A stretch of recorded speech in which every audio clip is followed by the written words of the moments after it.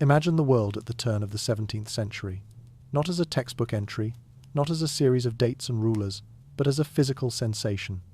You are standing at the edge of a small European village just before nightfall.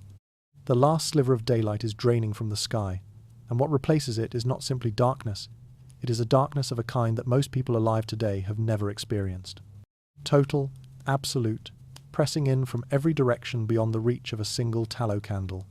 The smell of that candle animal fat burning slowly fills a room where the same family has slept, eaten, and died for 4 generations. Outside, the cart wheels are the same design they were in the year 1200. The ploughs are the same, the prayers are the same, the diseases are the same, and so are the remedies, which do not work. This was the ordinary texture of life across most of Europe in 1600. For the vast majority of human beings alive at that moment, time had not so much passed as pooled. Nothing fundamental had changed in the experience of daily existence for centuries. A man in 1600 who somehow encountered his great-great-grandfather would have recognized everything: the tools, the hierarchies, the fears, the food, the way the church bell divided his day into portions of obligation. The world felt permanent in a way that is almost impossible for a modern person to conceive, because the modern person has been raised inside a culture of constant change. The people of 1600 had not. They expected tomorrow to be yesterday. They were rarely disappointed. But the stagnation was not only material, it lived most deeply in the minds of the most educated people of the age, and this is where the story begins to grow strange. Because the scholars and physicians and astronomers of early 17th century Europe were not ignorant men. Many of them had read more books than you or I will ever read. They had debated, refined, and constructed elaborate intellectual systems of magnificent coherence, and almost everything they believed was wrong. Aristotle had explained the nature of matter over 2,000 years before, and Europe's finest minds were still explaining it in his terms. 4 elements, each with its proper place, each with its proper motion. Galen had described the human body in the 2nd century, and Europe's most celebrated physicians were still following his prescriptions, sometimes bleeding their patients toward death in his name. Ptolemy had placed the Earth at the center of the universe, and Europe's astronomers were still calculating planetary positions, using a system that required ever more elaborate mathematical tricks to prevent it from collapsing under the weight of its own inaccuracies.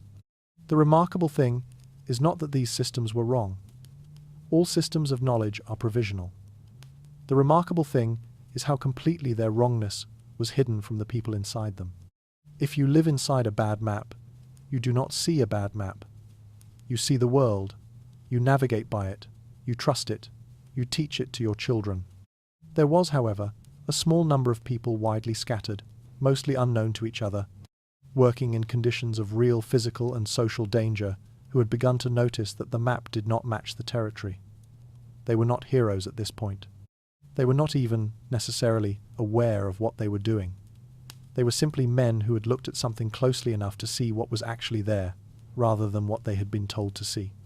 And in the quiet margins of a frozen world, they were beginning to ask questions that had no safe answers. Consider what this stagnation meant in practical, human terms.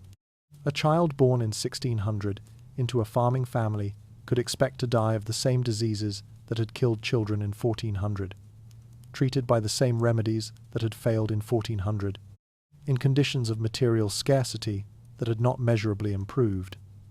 The physicians who might attend a wealthy patient in that same year were drawing on the same texts, making the same diagnostic categories, prescribing the same herbs and bleedings that their predecessors had applied a century before. Not because they were lazy or dishonest, most of them were neither, but because the system they operated within had no mechanism for incorporating new information. It was a closed loop of authority and inheritance, beautifully maintained, utterly impervious to the evidence that it was failing. The philosophers who questioned this system were not popular. They were not celebrated in their time as visionaries. They were marginalized, mocked, persecuted, and in some cases destroyed. The man who looked at the same sky as everyone else and saw something different did not receive a warm welcome. He received suspicion. And in that climate of suspicion, the first seeds of what would eventually become a network were planted in secret, in the margins, in the private correspondence of men who had found each other and recognized, with a mixture of relief and alarm, that they were not the only ones who thought the world might work differently than they had been told. Something was coming. It was not yet visible. It was not yet organized. It did not yet have a name, but the first thread of it had been pulled, and from that thread, in time, everything would unravel and then be rewoven into something the world had never seen before. To understand what came next, you need to understand the walls of the cage, not as an abstraction, as a lived reality. Because the forces that kept knowledge contained in early modern Europe were not simply social pressure or cultural habit, they were institutional, legal, and in some cases lethal. Consider the Index Librorum Prohibitorum, the index of forbidden books, maintained by the Catholic Church.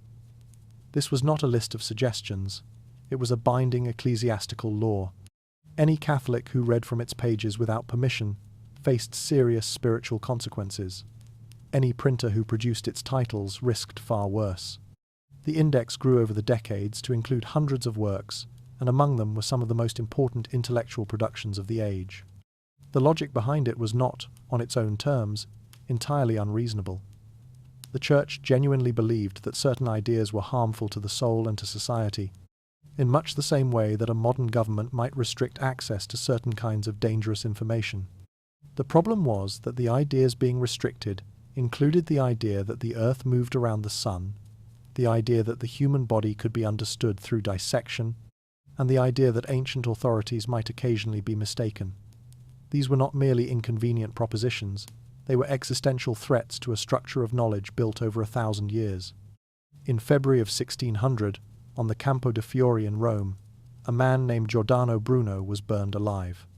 He had committed, among other offences, the intellectual crime of suggesting that the stars we see at night might be suns in their own right, each with their own worlds circling around them.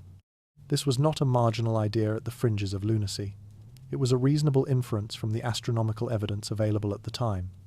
Bruno drew it, and paid for it with 8 years of imprisonment followed by fire. Every thinking person in Europe knew what had happened to him. You did not need to be told what the lesson was. Across the Protestant world, the mechanisms were different, but the effect was similar. Cambridge and Oxford were not dungeons, but they were institutions with their own orthodoxies, their own approved curricula, their own ideas about which questions it was acceptable to ask. A fellow of an Oxford college who publicly questioned the nature of the Trinity or the authority of Aristotle in natural philosophy did not face burning. He faced something almost as effective: the end of his career, the withdrawal of his income, and the collapse of the social world that gave his life its meaning. There was a concept at work here, one that historians have called epistemic authority. The question of who is permitted to know something is, in certain ways, more powerful than the knowledge itself. In early modern Europe, physicians had to be licensed by guilds that controlled both the knowledge they taught and the practices they permitted. Astronomers had to navigate the expectations of royal courts and religious institutions that had their own ideas about what the heavens were supposed to mean. Alchemists, the closest thing the era had to chemists, operated in permanent legal and social ambiguity, valued for their potential to produce wealth, and feared for their tendency to produce heresy. In every domain, the map of approved knowledge was carefully bounded, and the boundary was maintained by people with the power to enforce it. And yet, despite all of this, the index, the executions, the professional risks, the institutional inertia, something was building. Quietly, invisibly, in places that had no official existence. Something that looked less like a rebellion and more like a conversation. The most dangerous conversations in history have always started that way. The crack in the wall did not come from a single blow. It came from 3, delivered across 3 generations, by 3 men who barely knew each other and would never have described themselves as revolutionaries. The first was Nicolaus Copernicus, a Polish canon of the Catholic Church, who spent decades calculating what he came to believe was an inescapable mathematical truth. The Earth was not the center of the cosmos. It moved, around the sun. He knew what this meant. He held his completed manuscript for over 30 years without publishing it. The story told is that he received the first printed copy of his book on the day he died in 1543. Whether that is precisely true or gently embellished, the symbolic force of it is real. A man who waited until he was safely beyond the reach of consequence to say what he actually believed. The second was Andreas Vesalius, a Flemish anatomist who did something that strikes a modern reader as strange. He stole corpses. In the 16th century, the dissection of human bodies was tightly controlled, widely condemned, and in some jurisdictions illegal. The ancient authority on human anatomy was Galen, the 2nd century Greek physician whose books had governed European medicine for over 1,000 years. Vesalius dissected bodies, compared what he saw to what Galen had written, and found, in case after case, that Galen had been wrong. In 1543, the same year, Copernicus died. He published his findings. The illustrations in his book were among the most beautiful and disturbing images the printing press had yet produced. They showed not what Galen said was there, they showed what was actually there. The distinction sounds obvious. At the time, it was explosive. The third and most consequential crack was made not by an astronomer or an anatomist, but by a lawyer and a politician, a man who had served as Lord Chancellor of England and died in disgrace after being convicted of taking bribes. His name was Francis Bacon, and in 1620 he published a book called The Novum Organum, the New Instrument, which argued, with the systematic ferocity of a legal brief, that the entire tradition of learning built on ancient authority was not merely inadequate, it was actively harmful. The problem with Aristotle, Bacon insisted, was not that his conclusions were wrong, though many of them were. The problem was his method. Building knowledge by reasoning from first principles, from definitions and axioms and logical deductions, gave you a system that could not be corrected by reality. What was needed instead was direct observation, looking at the world, experimenting upon it, comparing results, building conclusions upward from evidence rather than downward from authority. This sounds straightforward to us now. In 1620, it was as radical as anything Bruno had said. Because if Bacon's argument was correct, then the authority of every institution built on the old model of knowledge, the church, the universities, the medical guilds, the entire inherited edifice of European learning was suddenly open to question, not by revelation, not by political force, but by evidence. Bacon understood something that the other two did not express so clearly. A single revolutionary mind, he wrote, is a curiosity. But a network of minds, systematically organized, sharing observations and correcting each other's errors, would be a force that no institution could contain. He called the network he imagined a college. He imagined it operating below the surface of official life. He died in 1626 before he could build it. But the idea did not die with him. It simply went underground and waited for the right moment to become, of all things, invisible. Sometimes history hides in plain sight, not in archives so secret that only a handful of scholars have ever seen them, but in letters that have been read thousands of times without anyone quite grasping what they were reading.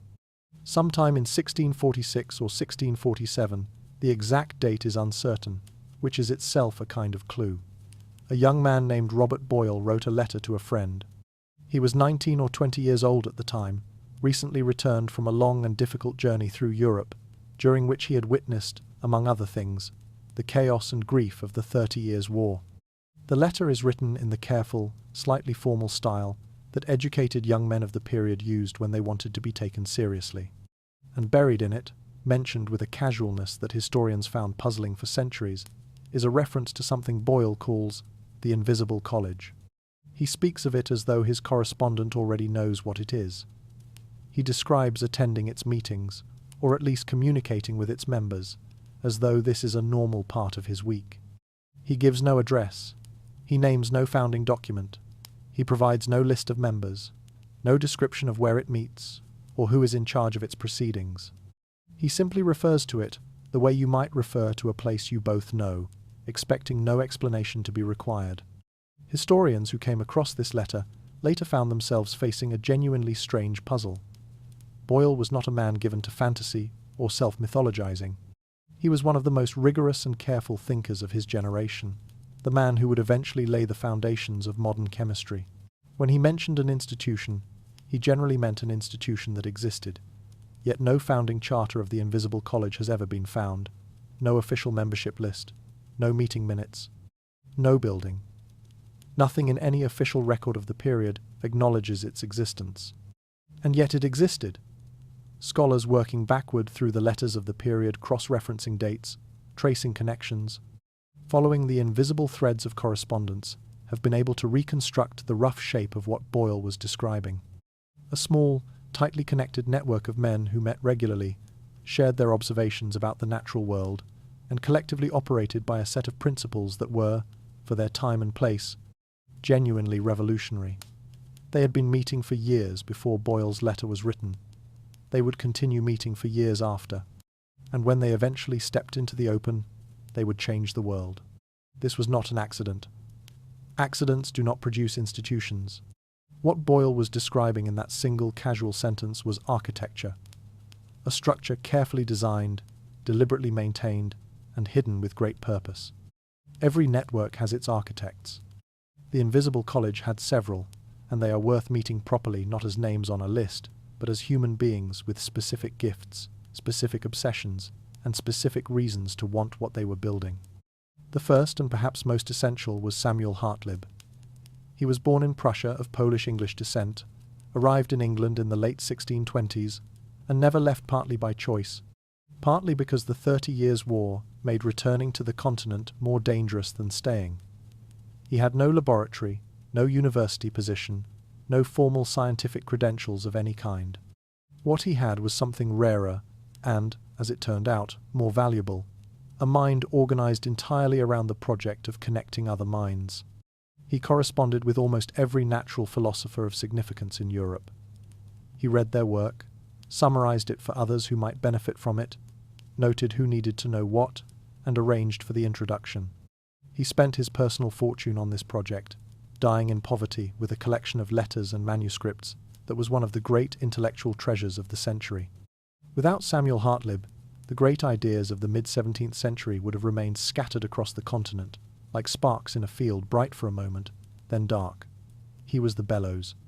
Then there was John Dury, a Scottish minister and one of the era's most tireless diplomatic wanderers, who spent decades attempting to reconcile the Protestant denominations of Europe and used his constant travel across national and confessional lines as cover, or perhaps as complement, for the intellectual exchanges that Hartlib was orchestrating. Dury understood that information, like people, needed safe passage. And there was John Wilkins, warden of Wadham College at Oxford, a man of extraordinary organisational intelligence and carefully managed political ambiguity. He married into Oliver Cromwell's family, which gave him a degree of protection under the Commonwealth, but remained on sufficiently good terms with the Royalist network to survive the Restoration. Wilkins had a gift for making rooms feel safe for dangerous conversations. That gift was, in the context of the 17th century, a superpower. Young Robert Boyle himself was the network's financial cushion and its social legitimacy. As the son of the Earl of Cork at that time, the wealthiest man in Ireland, he brought resources and a reputation that protected the group from the worst risks of their unconventional activities. He was also, as it turned out, one of the finest experimental minds of the age. The combination was extraordinary. What united these men, the displaced exile, the wandering minister, the careful academic politician, the brilliant young aristocrat, was not nationality or religion or profession. Nearly all of them had been displaced or marginalized by the turmoil of the English Civil War.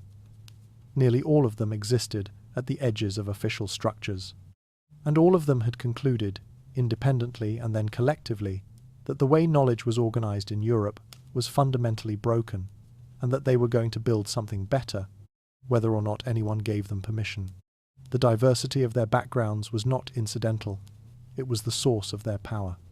When a Polish exile, a Scottish minister, an Oxford warden, and an Irish aristocrat sat at the same table and argued about the nature of the air, each one brought a different angle of attack, a different set of assumptions, a different failure mode. The exile understood, better than the comfortable university man, how fragile institutional protection could be. The minister understood, better than the aristocrat, how information travelled through social networks that had nothing to do with official institutions. The warden understood, better than either, how to create conditions in which argument could be productive rather than destructive. The aristocrat understood, better than all of them, how money and social capital could serve as a shield for ideas that could not yet defend themselves. Together, they constituted something that no individual among them was, and they knew it. The letters they exchanged with each other carry a specific emotional register, a warmth, an intellectual urgency, a sense of mutual recognition that is distinct from any of their other correspondence. They had found their people. In a world designed to keep them apart, they had found each other. There was no founding document. There was no charter, no signed agreement, no ceremony at which new members swore oaths of loyalty or secrecy. The Invisible College did not operate on explicit rules. It operated on something more durable and more powerful: shared values, lived out in daily practice, communicated through example and expectation. But if you read enough of the letters exchanged among its members, three principles emerge with remarkable clarity. The first was what might be called a radical insistence on evidence. No claim, however venerable its source, was to be accepted simply because a respected authority had made it. Everything had to be tested. Results had to be repeatable. Observations had to be shared, compared, and challenged. This principle, so ordinary to us now that it seems barely worth stating, was, in the intellectual context of the early 17th century, almost heretical. The entire academic tradition of Europe rested on the authority of ancient texts. The members of the Invisible College were proposing to replace that authority with something that had no name yet, but which we would eventually call the scientific method. The second principle was asymmetric openness. The members shared everything with each other and almost nothing with the world outside. Letters passed between them with remarkable frankness, speculations, failures, half-formed ideas, results that contradicted everything they had previously believed. Within the circle, intellectual honesty was not merely valued, but demanded. Outside the circle, a much more careful presentation was maintained. This was not deception for its own sake. It was quality control. A half-formed idea, exposed too early to a hostile audience, would be attacked and dismissed before it was strong enough to defend itself. They were building something that needed protection in its early stages, the way a seedling needs a greenhouse. The third principle was what might be called productive courage, the willingness to think what could not be said publicly, the willingness to follow an argument to its conclusion, even when that conclusion was dangerous. Not every member of the group operated at the same frontier. Some were more cautious, some more reckless. But the culture of the circle was one that rewarded intellectual honesty and punished the kind of self-censorship that paralyzed thought in the universities. They communicated through trusted intermediaries, through letters written in deliberately general language, through the use of Latin, which limited their readership to a small, educated class. They used vagueness as a shield. And somewhere inside this network, at least a few of them were aware that what they were doing was exactly what Francis Bacon had called for: enlarging methodically and collectively the bounds of human knowledge. Bacon had dreamed of a college. They had built one. They had simply neglected to make it visible. At some point, the obvious question demands an answer. If these men had genuinely important ideas they believed would benefit humanity, why not simply say so openly? Why meet in the shadows, write in careful language, avoid naming their institution in any document that might be read by the wrong person? The answer has nothing to do with shame, and everything to do with survival. Consider what England looked like in the late 1640s. King Charles I had been tried by Parliament and executed in January 1649, an event so unprecedented, so shocking in its implications, that it is difficult to overstate its effect on the psychological landscape of every educated person in England. The world had quite literally turned upside down.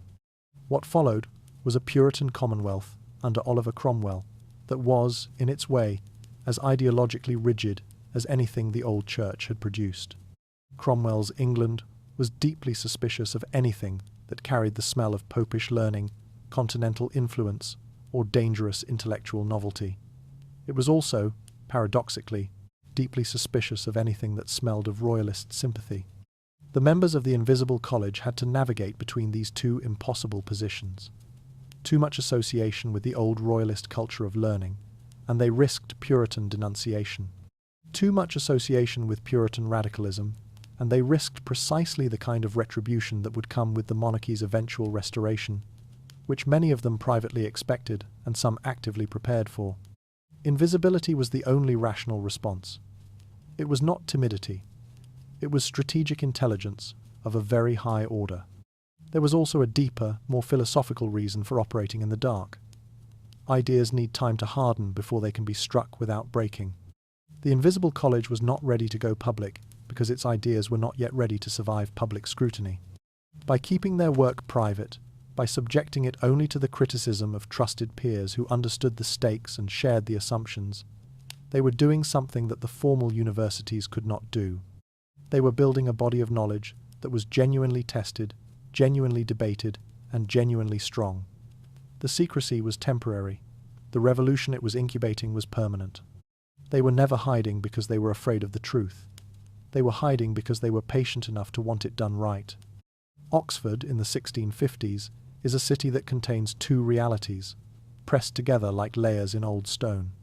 The official Oxford, the Oxford of lectures and disputations, of gowns and hierarchies, and the dusty authority of approved texts, goes about its ancient business with a kind of magnificent indifference to the turbulence of the age. In the lecture halls, Aristotle is still the last word on the nature of matter. In the medical faculty, Galen is still the last word on the nature of the body. The world may be turning upside down politically. The world of official learning holds itself perfectly still. But 20 feet away from those lecture halls, in a set of rooms in Wadham College, a completely different kind of gathering is underway. There are telescopes pointed at the moon. There is a partial vacuum being maintained inside a glass globe.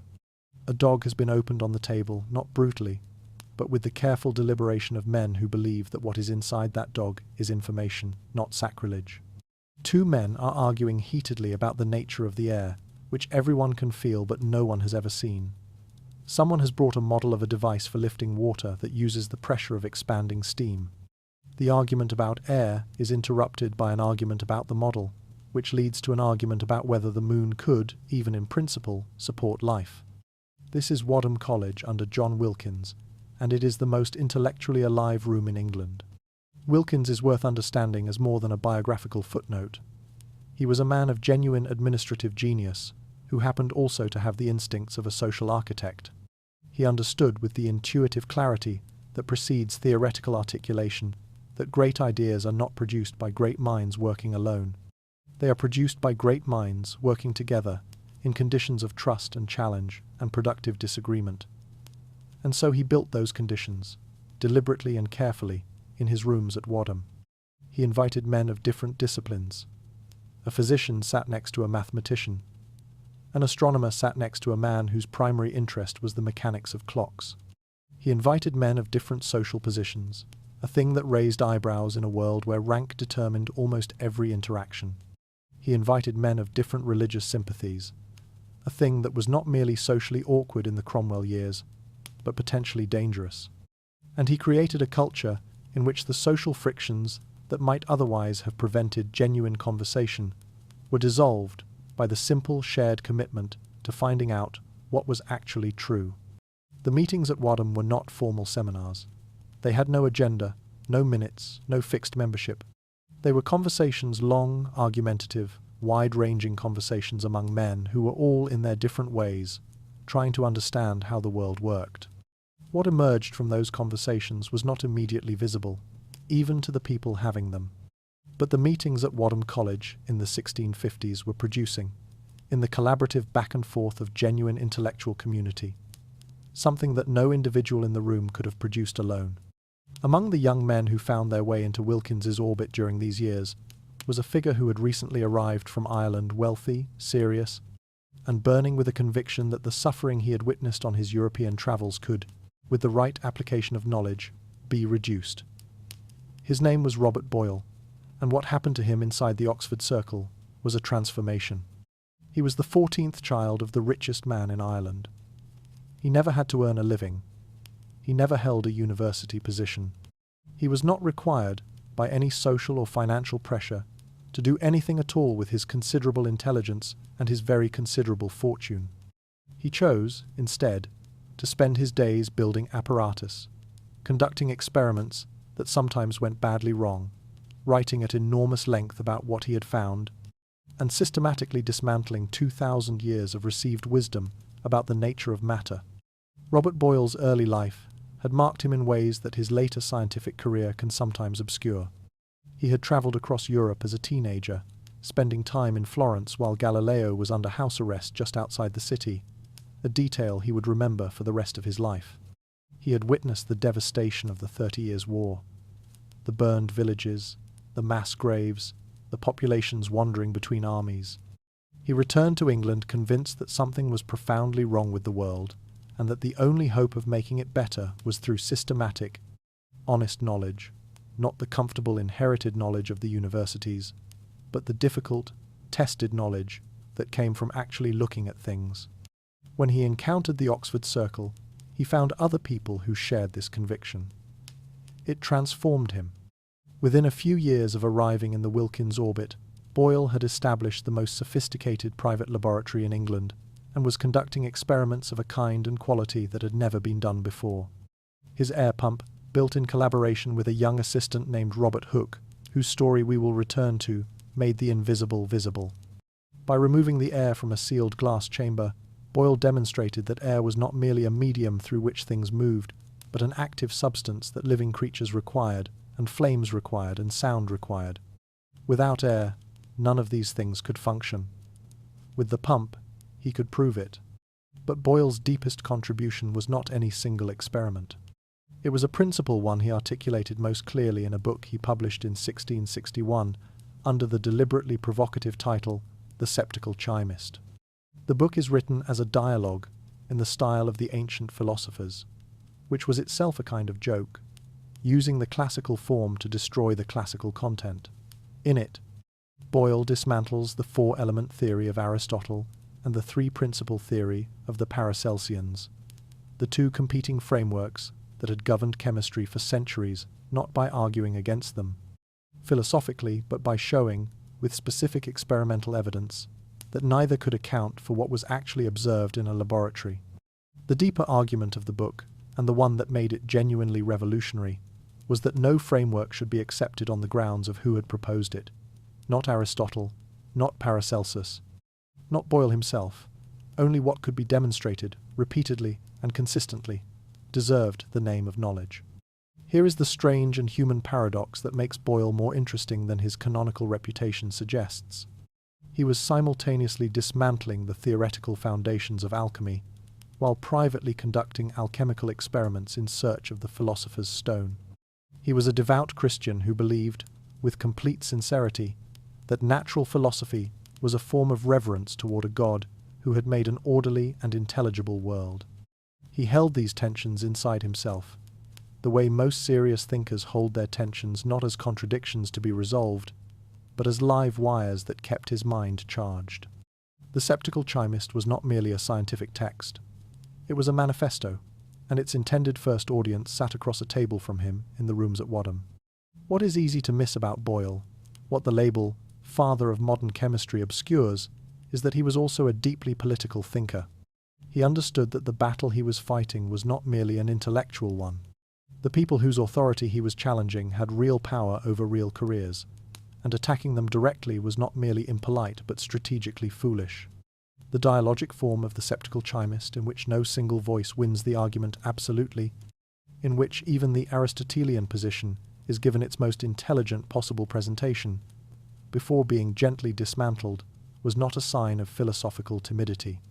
It was the technique of a man who knew exactly how dangerous his ideas were, and was doing everything he could to make them survive long enough to be properly heard. Boyle was building the new science the way a careful gardener builds a greenhouse, protecting fragile life from weather it was not yet strong enough to withstand. If you know the name Christopher Wren at all, you know it for one thing: the buildings.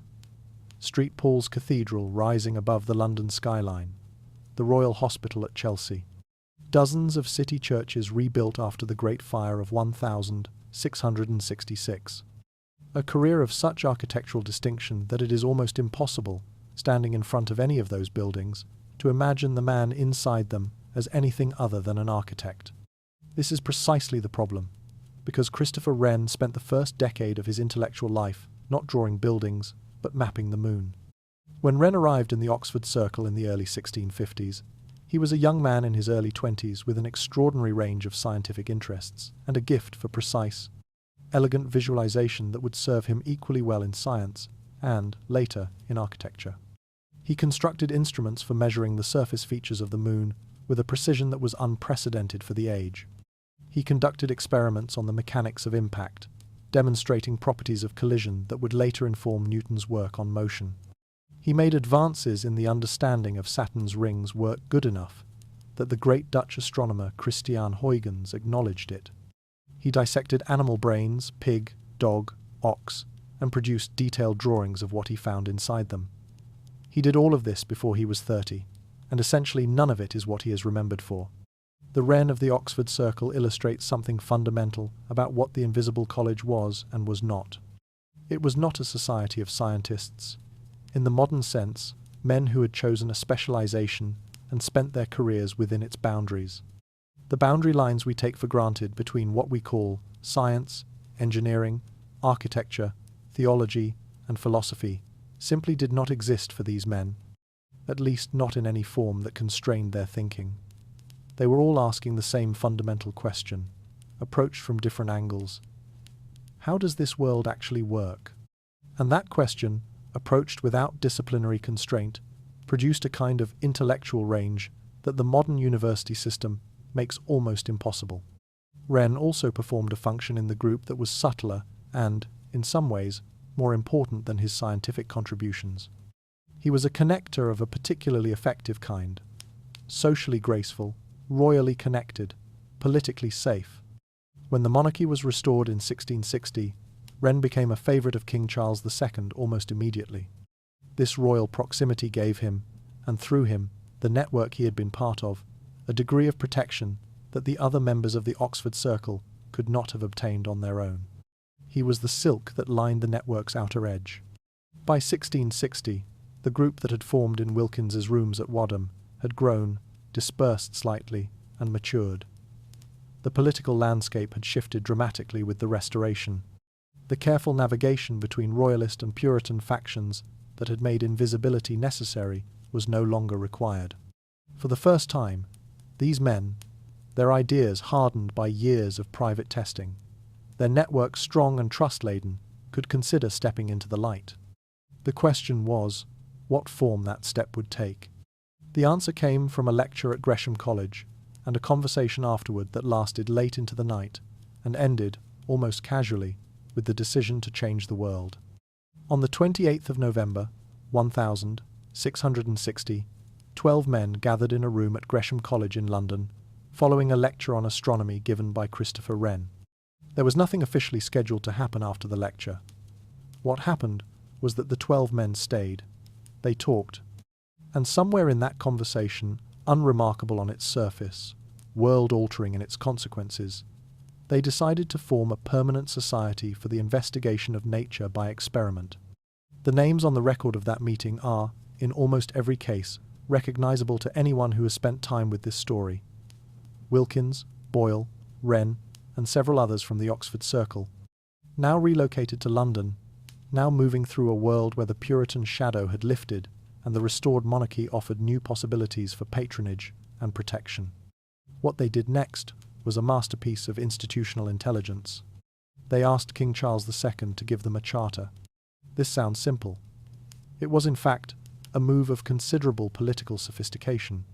Charles II was a man who was personally interested in science. He had his own private laboratory at Whitehall and enjoyed experiments with a genuine, if dilettante, enthusiasm. But more importantly, by attaching the royal name to their project and obtaining the Crown's formal blessing, the founders of what would be called the Royal Society achieved something that the Invisible College, by definition, never could. They made it essentially impossible for the Church or any other institution to attack them without appearing to attack the King. The Royal Charter was armour.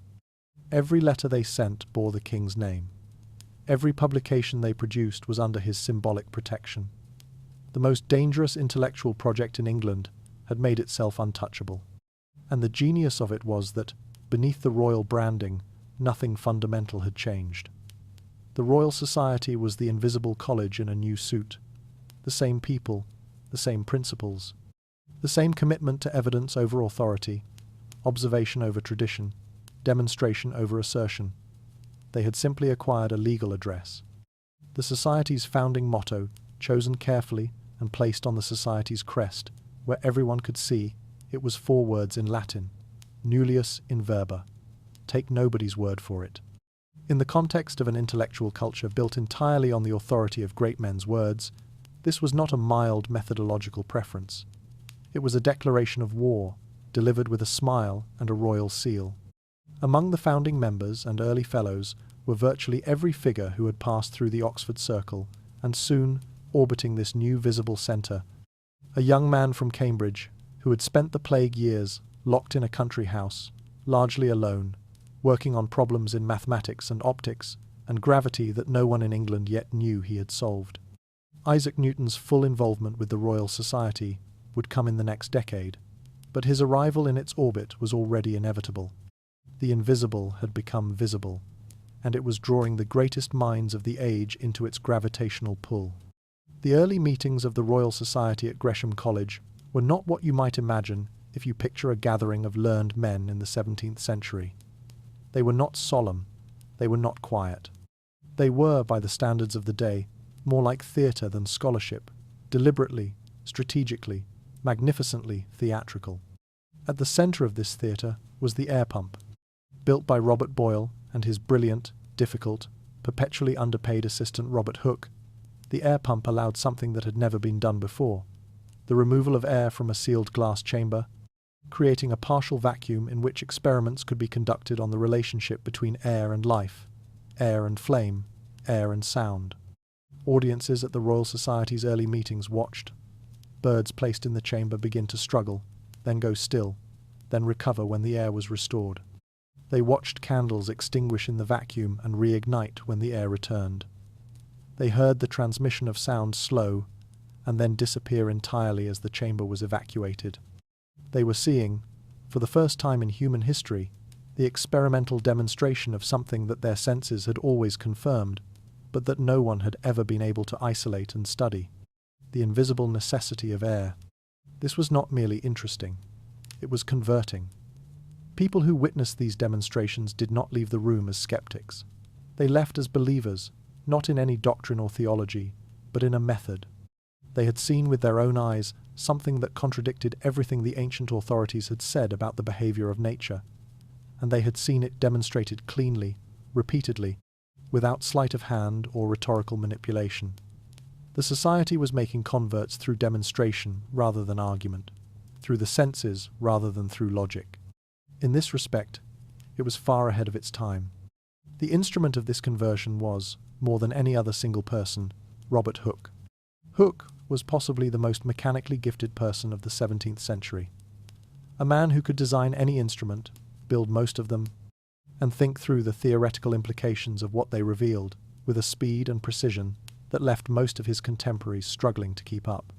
He also had the social misfortune of being poor, physically unusual, and difficult to get along with, which meant that his contributions were consistently undervalued, and his credit consistently poached by men who had more social capital and fewer compunctions. But in 1665, Hooke produced something that overcame all of his social disadvantages and made him, briefly, the most celebrated scientific writer in England. The book was called Micrographia. It was a collection of drawings of the microscopic world objects, viewed through the compound microscope that Hooke had significantly improved, rendered in extraordinary detail, and published with a text that combined precise, scientific observation with a genuine gift for language. Samuel Pepys, the diarist and naval administrator, stayed up until 2 a.m. reading it, and wrote in his diary that it was the most ingenious book he had ever seen. The eye of a fly, the point of a needle, the edge of a razor blade, the barb of a bee's sting, things that human beings had seen every day without ever seeing, suddenly rendered in detail so precise, so strange, so beautiful, that readers felt as though an entire hidden universe had been placed before them. The society was not just doing science. It was making science irresistible. No institution that challenges the existing order escapes without enemies. The Royal Society had them from almost the moment it received its charter, and the nature of those enemies tells you something interesting about the nature of the institution. The first kind of enemy was the satirist. In 1676, the playwright Thomas Shadwell staged a comedy called The Virtuoso, which was received with great enthusiasm in London's theatre-going circles. Its central figure, Sir Nicholas Gimcrack, was a man who spent his days and his fortune on elaborate, useless experiments transfusing blood between dogs, learning to swim on dry land by watching a frog, conducting detailed experiments on spiders. The audience knew who was being mocked. Everyone who had read Micrographia or attended a Royal Society demonstration knew that the target was the society itself. Gimcrack was understood by most observers to be a satire of Robert Hooke, and the laughter in the theatre was not simply the laughter of entertainment. It was the laughter of a significant portion of educated English society that found the whole enterprise of experimental natural philosophy deeply, genuinely absurd. These people were not stupid. They were looking at men who spent fortunes suffocating animals in glass jars and asking, with some justice, what exactly the practical benefit was supposed to be. The society had not yet made the case to the general public that what looked like expensive eccentricity was actually the foundation of a new world. The second kind of enemy was the enemy within the competing egos, territorial jealousies, and bitter personal feuds that plagued the society from its earliest years. Money was chronically short. Priorities were chronically contested. And the greatest personal feud in the society's history was also the most consequential: the slow, cold, devastating war between Isaac Newton and Robert Hooke. The details are complicated and disputed, but the essential shape of the conflict is clear. Hooke believed, with good reason, that Newton had drawn on his work without appropriate acknowledgement, particularly on questions of gravity and planetary motion. Newton denied it. Both men were probably telling different versions of a truth that involved genuinely independent discovery of overlapping ideas, a situation that the history of science is full of, and that tends to produce the most toxic kinds of dispute. When Hooke died in 1703, Newton became president of the Royal Society. What followed was subtle but systematic. Hooke's portrait, the only one known to have existed, disappeared. His instruments were not displayed. His contributions were consistently minimized in the records. Today, not a single verified portrait of Robert Hooke survives. That is not a coincidence. The third enemy was the most patient, and in some ways the most effective: co-optation. The more powerful and prestigious the Royal Society became, the more it attracted the attention of precisely the kinds of interests it had originally formed in opposition to royal favourites wanting to direct its energies, commercial interests wanting to focus its expertise on profitable applications, aristocratic patrons wanting prestige without accountability. The society that had opened with the motto of taking nobody's word for it gradually became an institution in which certain words carried more weight than others, particularly the words of presidents and fellows and patrons. The invisible college had become a very visible institution. And visible institutions have a way of losing the qualities that made them powerful before anyone quite notices they are gone. And yet the society survived. Against satire, against internal faction, against the enormous gravitational force of Newton's ego and the commercial pressures of an era beginning to ask hard questions about the practical value of pure inquiry, the society endured. It outlasted every crisis that should have broken it.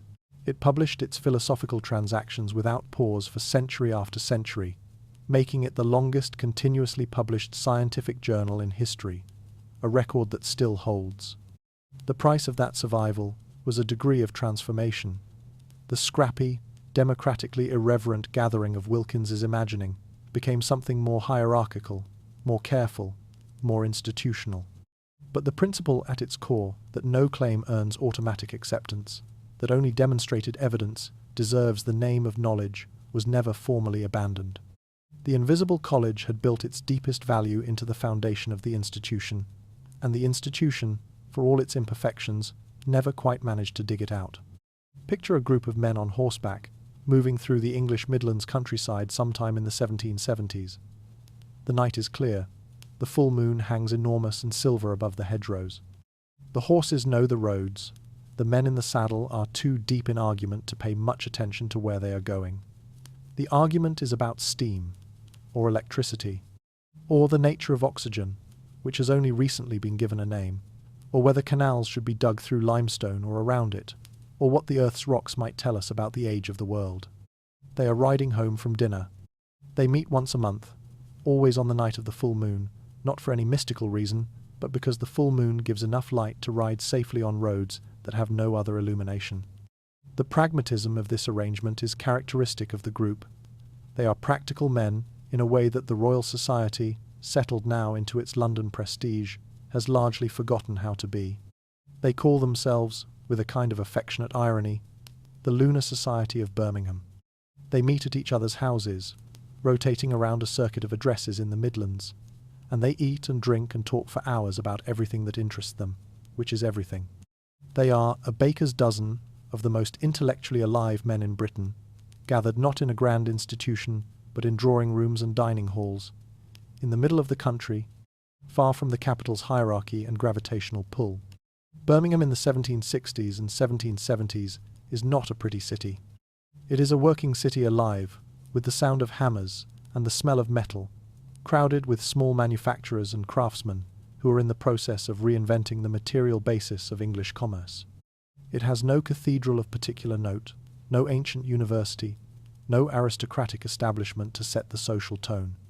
What it has is a kind of aggressive commercial energy and a social openness born of the city's lack of a traditional hierarchy that makes it possible for a potter and a physician and a steam engineer to meet as equals. Anywhere else in England, the social distances between these men would have made genuine conversation difficult. In Birmingham, those distances simply did not apply with the same force. The Lunar Society is, in structural terms, the invisible college reborn in a new century and a new context.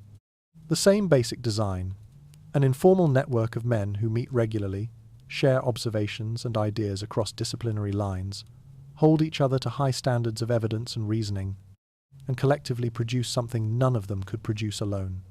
But where the invisible college and the early Royal Society had been primarily concerned with natural philosophy as a mode of understanding, of knowing, the lunar men are primarily concerned with natural philosophy as a mode of doing. They want to build things. They want to make things work. And what they are about to make work will change the physical experience of human life forever.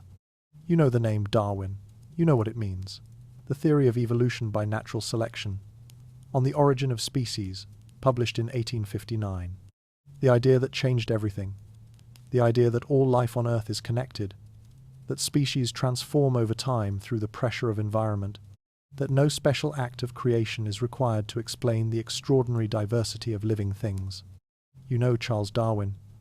But there is another Darwin in this story, and the fact that you probably do not know him is itself one of the most revealing things about how history works. Erasmus Darwin was Charles's grandfather.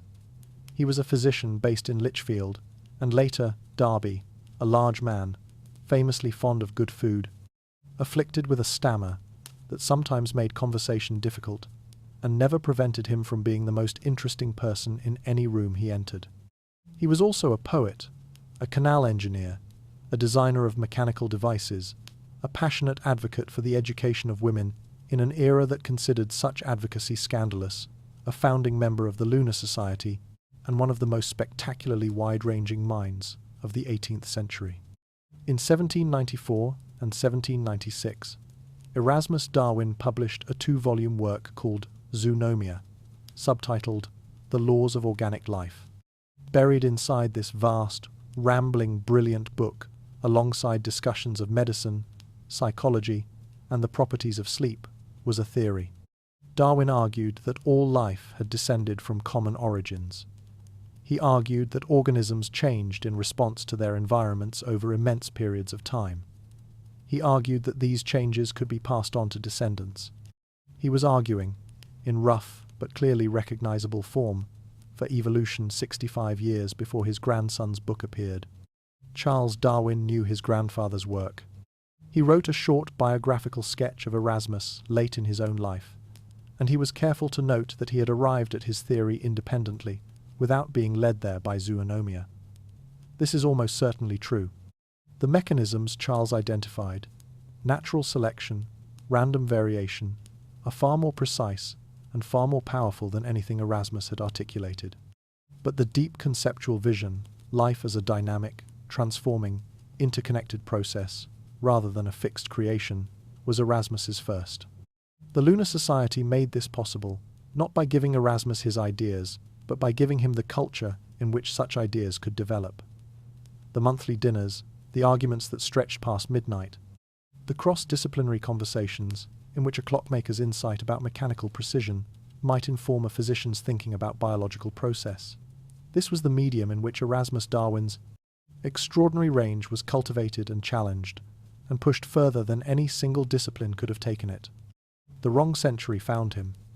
If he had been born 50 years later, or if he had been a more disciplined self-publicist, or if the networks that Hartlib and Oldenburg and Wilkins had built had extended to give his evolutionary speculations greater circulation, then history might remember Erasmus Darwin as the man who discovered evolution. Instead, he is a footnote. His grandson is the chapter. The difference between them was not genius. It was timing and networks and luck.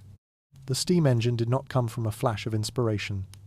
The story you may have heard James Watt, watching a kettle boil, suddenly seeing the principle of the steam engine, is so far from what actually happened that it is almost the exact opposite of the truth. What actually happened was slower, more frustrating, more collaborative, more dependent on a specific network of human relationships, and far more interesting. James Watt was a Scottish instrument maker, working at Glasgow University in the 1760s, when he first encountered the problem of steam engines. The engines already existed. Thomas Newcomen had built a workable design in 1712, and they were being used to pump water out of mines. But Newcomen's engine was extraordinarily inefficient. It heated a cylinder to produce steam, then cooled the entire cylinder with cold water to condense the steam and create a partial vacuum that drove the piston.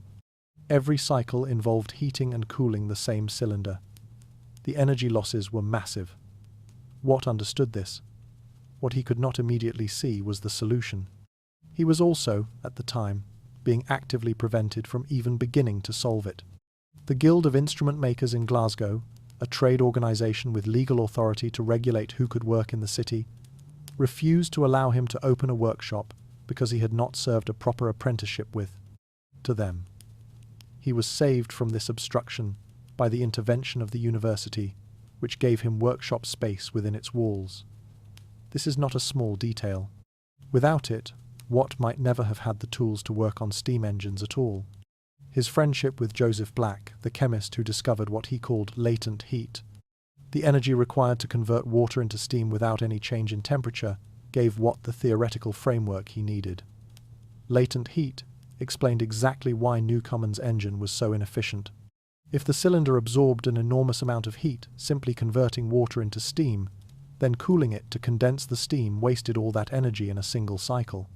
What was needed was a way to condense the steam without cooling the cylinder. Watt saw it in 1765, a separate condenser connected to the cylinder but kept cold while the cylinder stayed hot. The steam would flow into the cold chamber to condense, and the cylinder would never lose its heat. The solution was simple. Building it took years, and the years of building it would have been impossible without the Lunar Society. Matthew Boulton, the Birmingham manufacturer who eventually partnered with Watt, was a lunar man. His Soho manufactory outside Birmingham was one of the most advanced manufacturing facilities in Britain, a place where precision metalwork of a quality previously unattainable was being produced at commercial scale.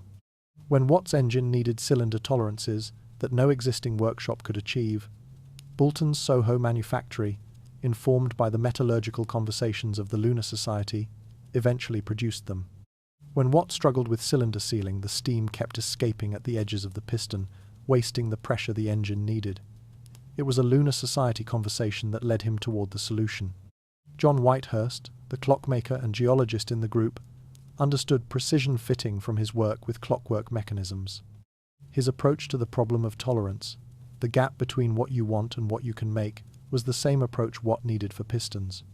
When the Watt-Boulton partnership needed political protection for their patent, which they extended through parliamentary lobbying to 1,800, giving themselves a quarter-century monopoly on the most important engine in industrial history, it was Lunar Society connections that opened the parliamentary doors.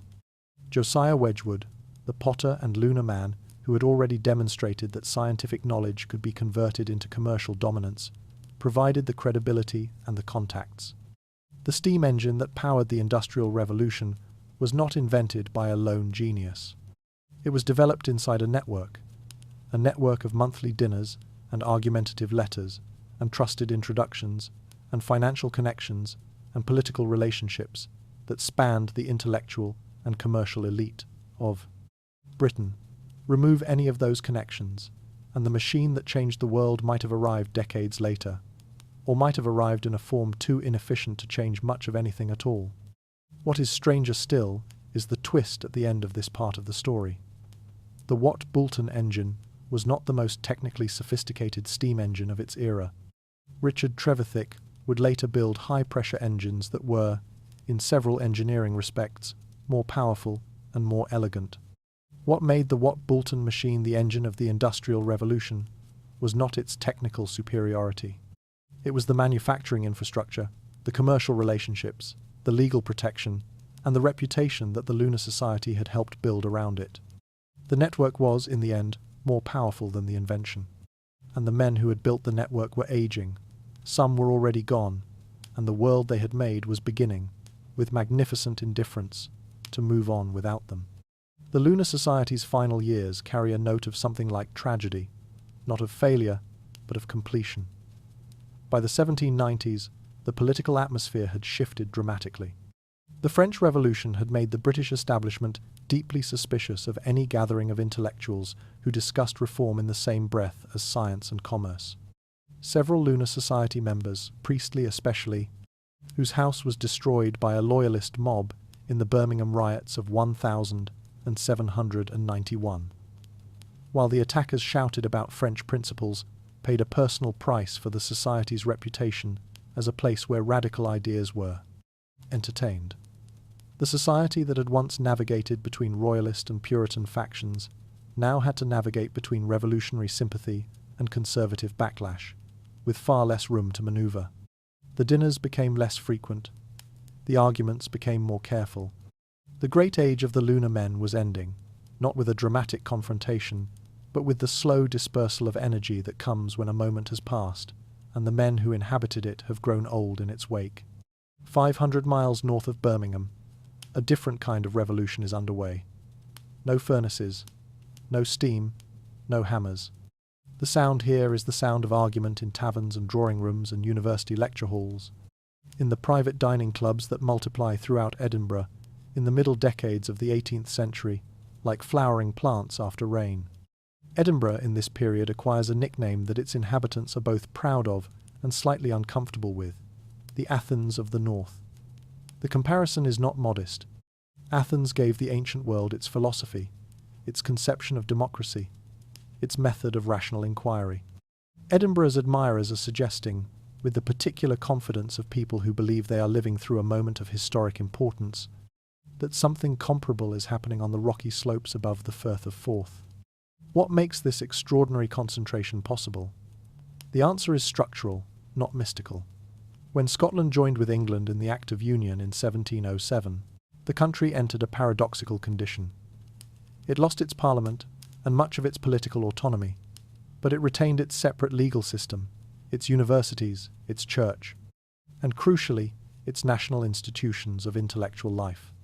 These institutions, freed from direct competition with the far more powerful English equivalents, developed a distinctive character, competitive, internationally minded, intensely focused on practical as well as theoretical questions, and organized around a dense network of societies, clubs, and informal associations that served the same function that the Invisible College and the Oxford Circle had served in England a century before. The Select Society, founded in Edinburgh in 1754, brought together the city's leading lawyers, clergy, professors, and merchants to debate questions of philosophy, economics, history, and science. The Edinburgh Philosophical Society provided a more formally academic space for the presentation and discussion of new research. And around and between these formal institutions, a web of informal relationships, friendships maintained over meals, arguments continued in letters, ideas passed from one discipline to another through the medium of personal connection, created something that was more than the sum of its parts. In a generation that would produce the father of modern economics, the founder of modern geology, one of the greatest philosophers in the history of the West, and the men who laid the foundations of modern chemistry, the decisive factor was not individual genius. It was the quality of the conversations these men were having with each other, the way the economist sharpened his thinking against the philosopher, the way the geologist challenged the theologian, the way the chemist disturbed the assumptions of everyone. Edinburgh was not lucky. Edinburgh was organized. He was famously absent-minded. He regularly lost track of conversations, wandered into the streets of Edinburgh, apparently unaware of where he was going, once fell into a tanning pit while deep in thought. He was notoriously shy in groups he did not trust, intensely devoted to his elderly mother, who lived with him until her death. He was, by most accounts, not an especially compelling lecturer. His students took careful notes, but the delivery was diffident, occasionally mumbled, prone to long pauses. And he was, in the privacy of a trusted circle, one of the most extraordinary listeners who ever lived. Adam Smith understood things by listening to them being argued. The select society, the Edinburgh Philosophical Society, his intimate friendship with David Hume, the great sceptical philosopher, who was also the most companionable and the most intellectually demanding man in Edinburgh, gave Smith what no library could have given him: a sustained, ongoing, high-quality argument about how human beings actually behave in markets and in societies when the assumptions of received wisdom are subjected to the pressure of genuine observation. Hume's sceptical philosophy, which insisted that what we call causation is really just the observation of regular sequence, shaped Smith's economic thinking in ways that are still visible in The Wealth of Nations. If we cannot know the inner workings of things, but only observe their patterns of behavior, then the proper study of an economy is not the motives of its participants, but the patterns those motives produce in aggregate. Francis Hutcheson, Smith's great teacher at Glasgow, had built an ethical philosophy around the concept of sympathy, the human capacity to understand and respond to the feelings of others. This became, in Smith's economic thinking, the mechanism by which markets work, not because buyers and sellers are altruistic, but because they are capable of understanding each other's interests well enough to find mutually beneficial exchange. Here is the strange and satisfying irony that the Edinburgh network makes visible. Adam Smith's most famous metaphor, the invisible hand, the mechanism by which individual self-interest, channeled through markets, produces collective prosperity without any coordinating authority, is, at one level, a description of exactly the kind of network that produced Adam Smith himself.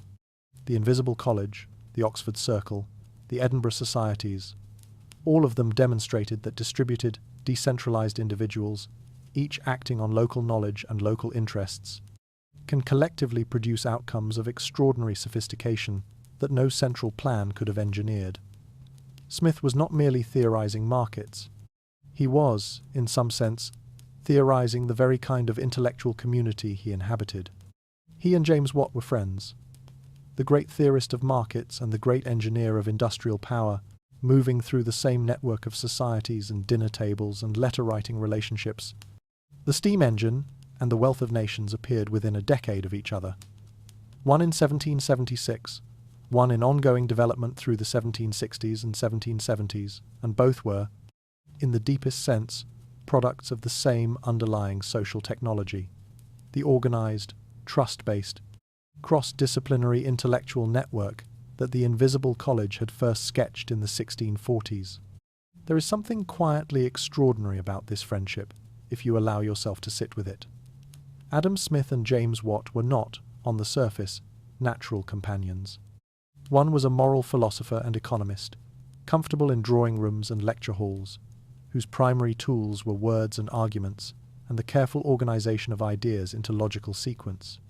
The other was an engineer and instrument maker, most at home with lathes and cylinders and the precise tolerances of metal fittings, a man whose primary tool was his hands. And yet they found in each other something that the Edinburgh network made possible, the recognition that they were asking the same question from different directions. Smith wanted to understand how the productive capacities of human beings could be organized to generate the greatest possible output. Watt was solving exactly that problem in physical form, finding the mechanism by which the productive capacity of heat and pressure could be channeled into consistent, controllable, scalable work. The invisible hand of the market and the mechanical hand of the steam engine were, in this light, two expressions of the same insight. The network that connected them made both more powerful than either could have been alone. In 1785, a Scottish farmer and physician named James Hutton stood before the Royal Society of Edinburgh and presented an argument that would, if its implications were fully grasped, make the ground beneath everyone's feet feel fundamentally different. Hutton had spent years studying rocks, not as a hobby, but with the systematic attention of a man who believed that rocks were a form of history, and that reading them correctly could tell you something that no book had ever said. What he found, in cliff faces along the Scottish coast and river banks across the lowlands, was a story of processes that bore no relationship to the six-day creation described in Genesis, or the catastrophic flood that most of the educated world still accepted as the explanation for the Earth's geological features. What he found was time, unimaginable quantities of it. Hutton's argument, which he articulated in a paper called Theory of the Earth, and later expanded into a 2-volume work, was that the geological features we observe are not the products of sudden divine catastrophe. They are the products of the same processes still operating today: erosion, deposition, volcanic uplift, the slow accumulation and compaction of sediment on the floor of ancient seas. These processes are visible, they can be measured, they operate at rates we can observe. And if you work backward from those rates to produce the geological features we actually see, the timescale required is not 6,000 years. It is millions, possibly hundreds of millions. Hutton, famously, wrote that he could find no vestige of a beginning, no prospect of an end. This was not a gentle reframing. It was a philosophical earthquake. If the Earth was that old, then the timeline of human history, all of it, from Adam to the present, occupied a vanishingly small fraction of the world's actual age. The divine design that the natural theologians saw in the Earth's features required geological time to work, and geological time made the narrative of Genesis not metaphorically loose but numerically impossible. Joseph Black, Hutton's close friend and scientific collaborator, the chemist who had discovered carbon dioxide and worked out the concept of latent heat that would give James Watt his key insight, represents the Edinburgh network at its collaborative finest.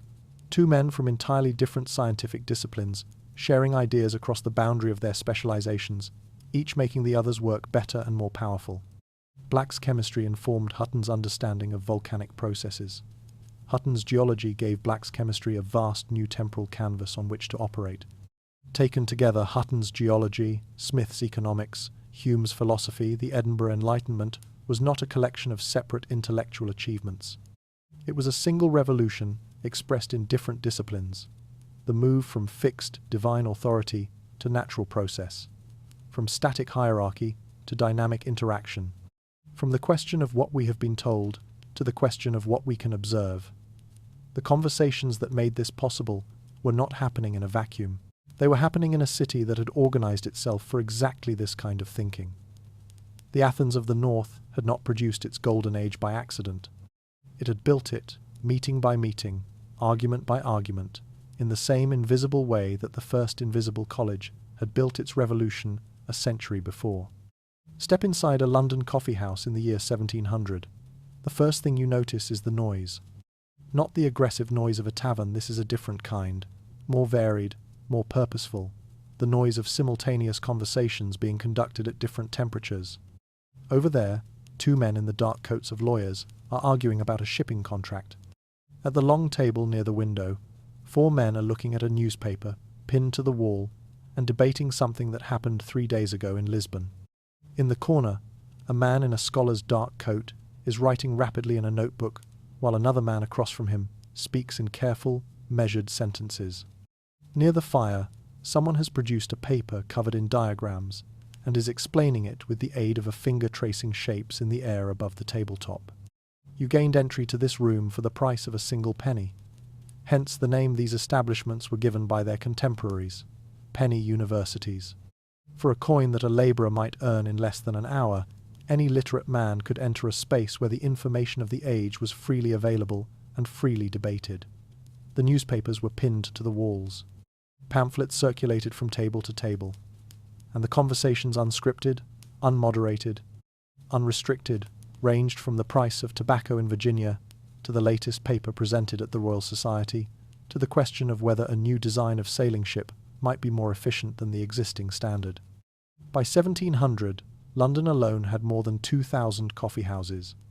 Each one was, in network terms, a node, a point at which information arrived from multiple sources was processed, discussed, and redistributed in altered form. Different coffee houses had different intellectual affiliations. Jonathan's in Exchange Alley was where the financiers and natural philosophers overlapped, where the emerging world of stock trading and the emerging world of experimental science found common ground. Garraway's was the place for auctions and for scientific demonstrations. Will's was the literary and philosophical centre. Each house had its regulars, its atmosphere, its particular angle of approach to the information that passed through it. The Royal Society used coffee houses as informal extensions of its formal meetings. Fellows who had just attended a demonstration at Gresham College would continue the argument at a nearby house, where colleagues who had missed the meeting could be brought up to date, where visiting scholars from the continent could be introduced into the network through a casual conversation rather than a formal introduction. Information moved through these spaces in ways that no institution could have planned or managed spontaneously, in response to the specific interests and connections of the people who happened to be present at a given moment. The coffee house was the first institution in Western history to systematically democratize the circulation of information, not because anyone designed it that way, because commerce created it, and commerce is indifferent to rank. There is something quietly radical about this. Every previous institution through which knowledge had flowed, the university, the monastery, the royal court, the guild, was organized around the restriction of access. Knowledge was a privilege, allocated by position, by credentials, by birth. The coffee house inverted this entirely. Entry required only a penny and the ability to read. The king's latest scientific papers and the merchant's shipping manifesto sat on the same wall, available to the same audience. A dock worker with a good ear and a sharp mind could sit 3 feet from a fellow of the Royal Society and hear, in detail, what the experimental philosophers of London were currently arguing about. In this environment, the ideas of the Invisible College and its successors were not confined to the educated elite who attended lectures. They seeped outward, imprecisely, imperfectly, but unstoppably into a much wider public, building the constituency for the new science that the Royal Society's theatrical demonstrations had begun to create. The coffee house was not where the revolution was made, but it was where the revolution was received, and that reception was, in its own way, as important as the making. But coffee houses had walls. They served London or Paris or Amsterdam, one city, one language, one corner of the intellectual world at a time. The revolution being built by the networks we have been following was not local. It was European, and eventually global, and it required a communication system that could carry ideas across borders and centuries and confessional divides without anyone in authority noticing or approving. That system was the Republic of Letters, the Respublica Literaria, and it was the most extraordinary information network ever assembled by hand. The Republic of Letters had no headquarters and no membership list. It had no language requirements, though Latin served as its common tongue for the most technical material. It had no dues, no officers, no charter, no official existence of any kind. What it had was perhaps 30,000 men and a small but significant number of women across Europe and eventually the Americas, who maintained active correspondence with each other about questions of natural philosophy, mathematics, history, theology, literature, and law. These were not casual exchanges. The letters were long, sometimes running to many pages, detailed, argumentative, and treated with the seriousness of published texts. They were shared, forwarded, excerpted, and discussed as widely as their recipients could manage.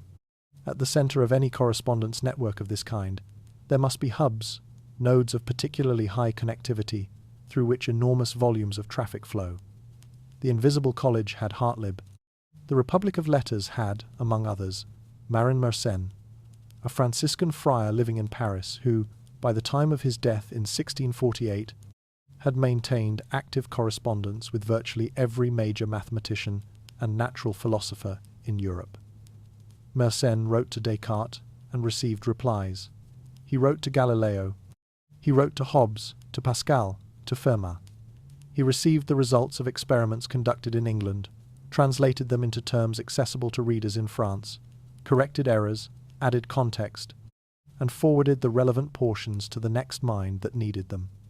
He processed perhaps 30,000 letters in his lifetime. Through his small cell in the convent of l'Annonciation, almost every major mathematical discovery of the 17th century passed at some stage of its development. Henry Oldenburg, the first secretary of the Royal Society, brought this tradition into the institutional age. His correspondence files filled dozens of volumes in the Royal Society's archives. He wrote in multiple languages. He maintained relationships with natural philosophers across Europe and the Americas. And in 1665, he did something that changed the nature of the Republic of Letters permanently. He began publishing the Philosophical Transactions of the Royal Society, the first journal in history to create a formal, public record of scientific discoveries. The Republic of Letters had been private, personal, and trust-based. The Philosophical Transactions made the same function public, permanent, and cumulative. It was the moment at which the Republic of Letters became science, the ongoing, self-correcting, universally accessible project of making knowledge reliable. This, too, was built not by any single genius, but by the network. Mersenne, Hartlib, Oldenburg, men whose names most people have never heard, whose faces appear in no portraits above fireplace mantels, whose careers produced no single dramatic discovery, but without whom the discoveries of the age would have stayed isolated, unable to connect into the cumulative edifice of understanding that makes science possible. There is a category of person that history consistently fails to celebrate, even when that category of person is, in the deepest structural sense, more important to the story than any of the celebrated names.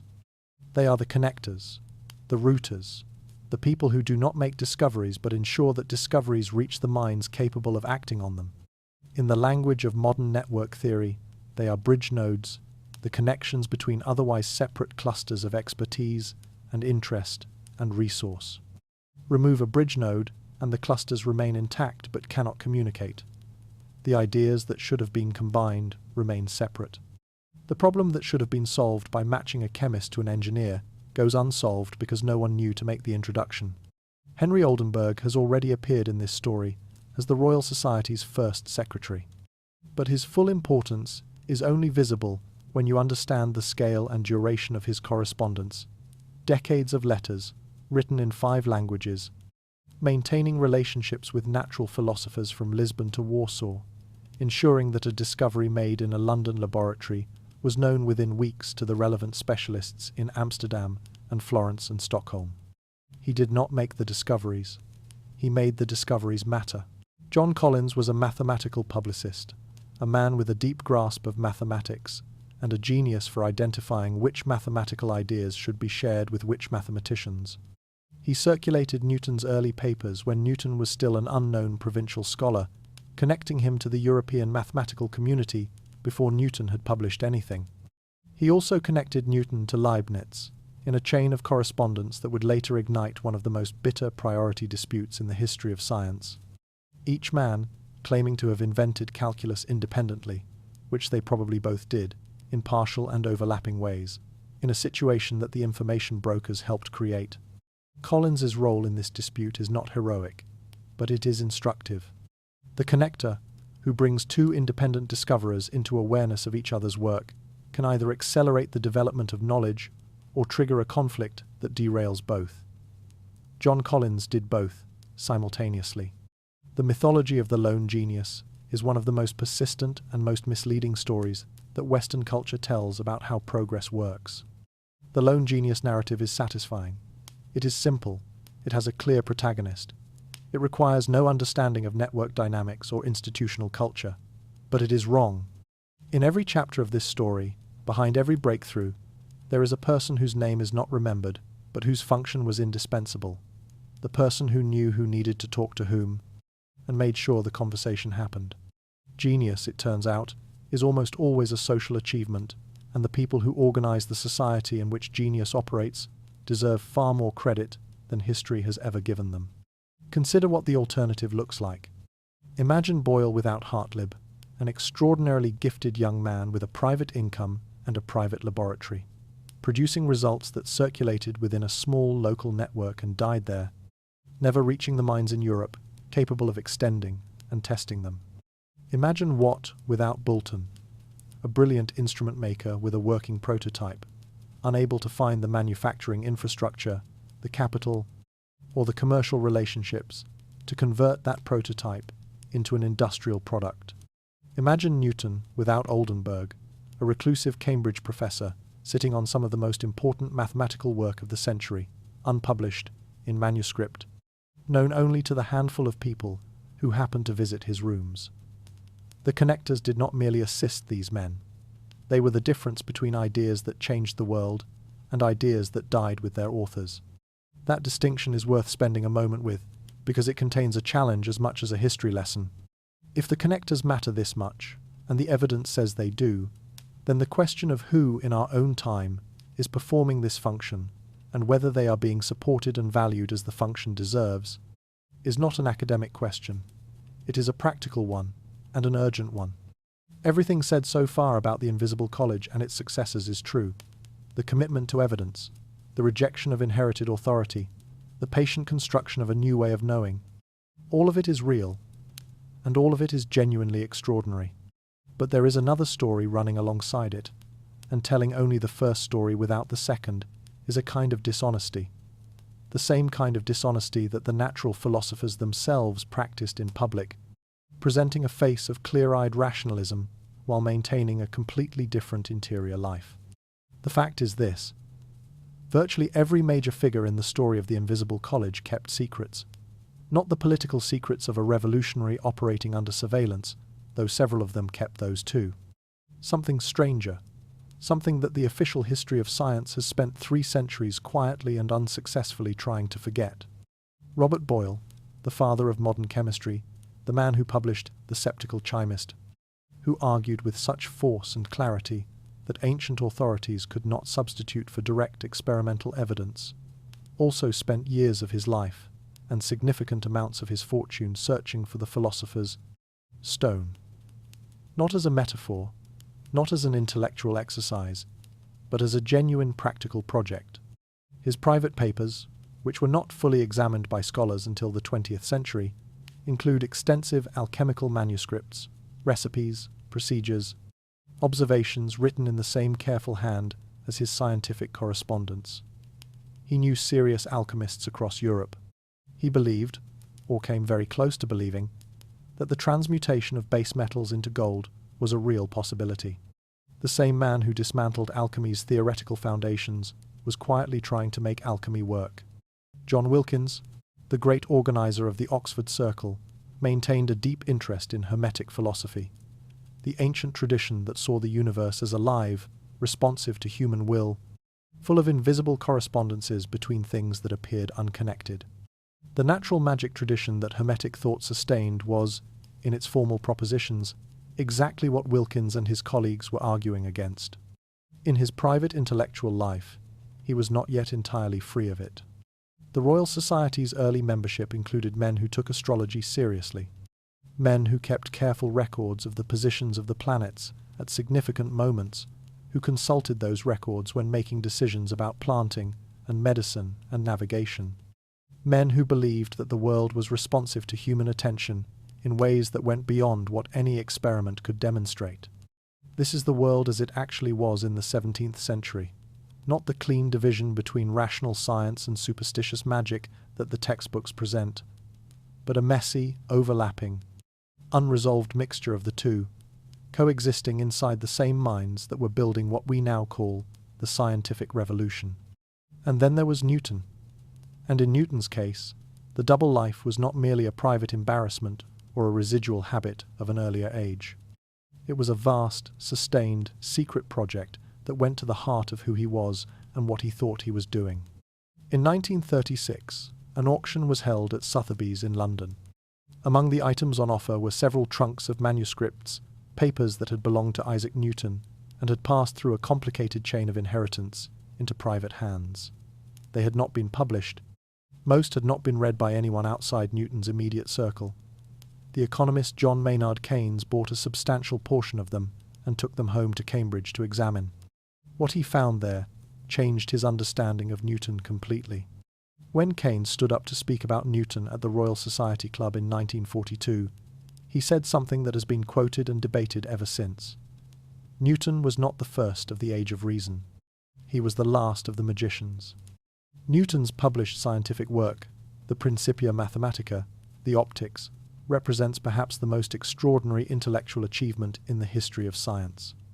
The Principia, published in 1687, established the laws of motion and universal gravitation in a mathematical framework so complete, so internally consistent, and so precisely predictive that it would remain the definitive account of the physical world for over 200 years. It is, without exaggeration, one of the supreme intellectual productions in the history of the human species. What Keynes found in those trunks, however, was not the supporting notebooks of this achievement. It was something else entirely. Over 1 million words, perhaps more, the full count has never been precisely established of alchemical writing. Recipes, experimental observations, theoretical treatises, translations of ancient alchemical texts, and Newton's own elaborate commentaries on them. He had been conducting alchemical experiments for decades, apparently in complete secrecy, in a small laboratory adjacent to his rooms at Trinity College. He had read almost every major text in the alchemical tradition. He had corresponded, under pseudonyms, with the small and secretive community of serious alchemists across Europe. He had spent more of his intellectual life on alchemy than on the physics for which history remembers him. But the trunks also contained something even more explosive: Newton's private theological writings. These were extensive, systematic, and deeply heterodox. Newton was secretly a committed anti-Trinitarian. He rejected the doctrine that God, Christ, and the Holy Spirit were three persons in one substance, a doctrine that had been at the heart of Christian orthodoxy since the Council of Nicaea in 325 AD. This was not a mild theological preference. In Newton's England, Unitarianism, the rejection of the Trinity was illegal. The Blasphemy Act of 1698 made it a criminal offence to deny the Trinity publicly. Newton, who spent most of his adult life as a fellow and then Lucasian professor at Cambridge, positions that required subscription to 39 articles of Anglican doctrine, including Trinitarian belief, was secretly convinced that this doctrine was a corruption of true Christianity introduced by malign historical forces. He was also, in his private manuscripts, obsessively engaged in the attempt to decode the prophecies of the Book of Daniel and the Revelation of John, not as a theological exercise in the conventional sense, but as a kind of historical cryptography. Newton believed that the Bible contained an encoded message about the structure and timeline of history, and that the same mathematical intelligence he had applied to the movements of the planets could be applied to decoding this message. He spent as much time on this project as on anything in his published work. The key to understanding this is not pathology, but history. Newton was not a confused man.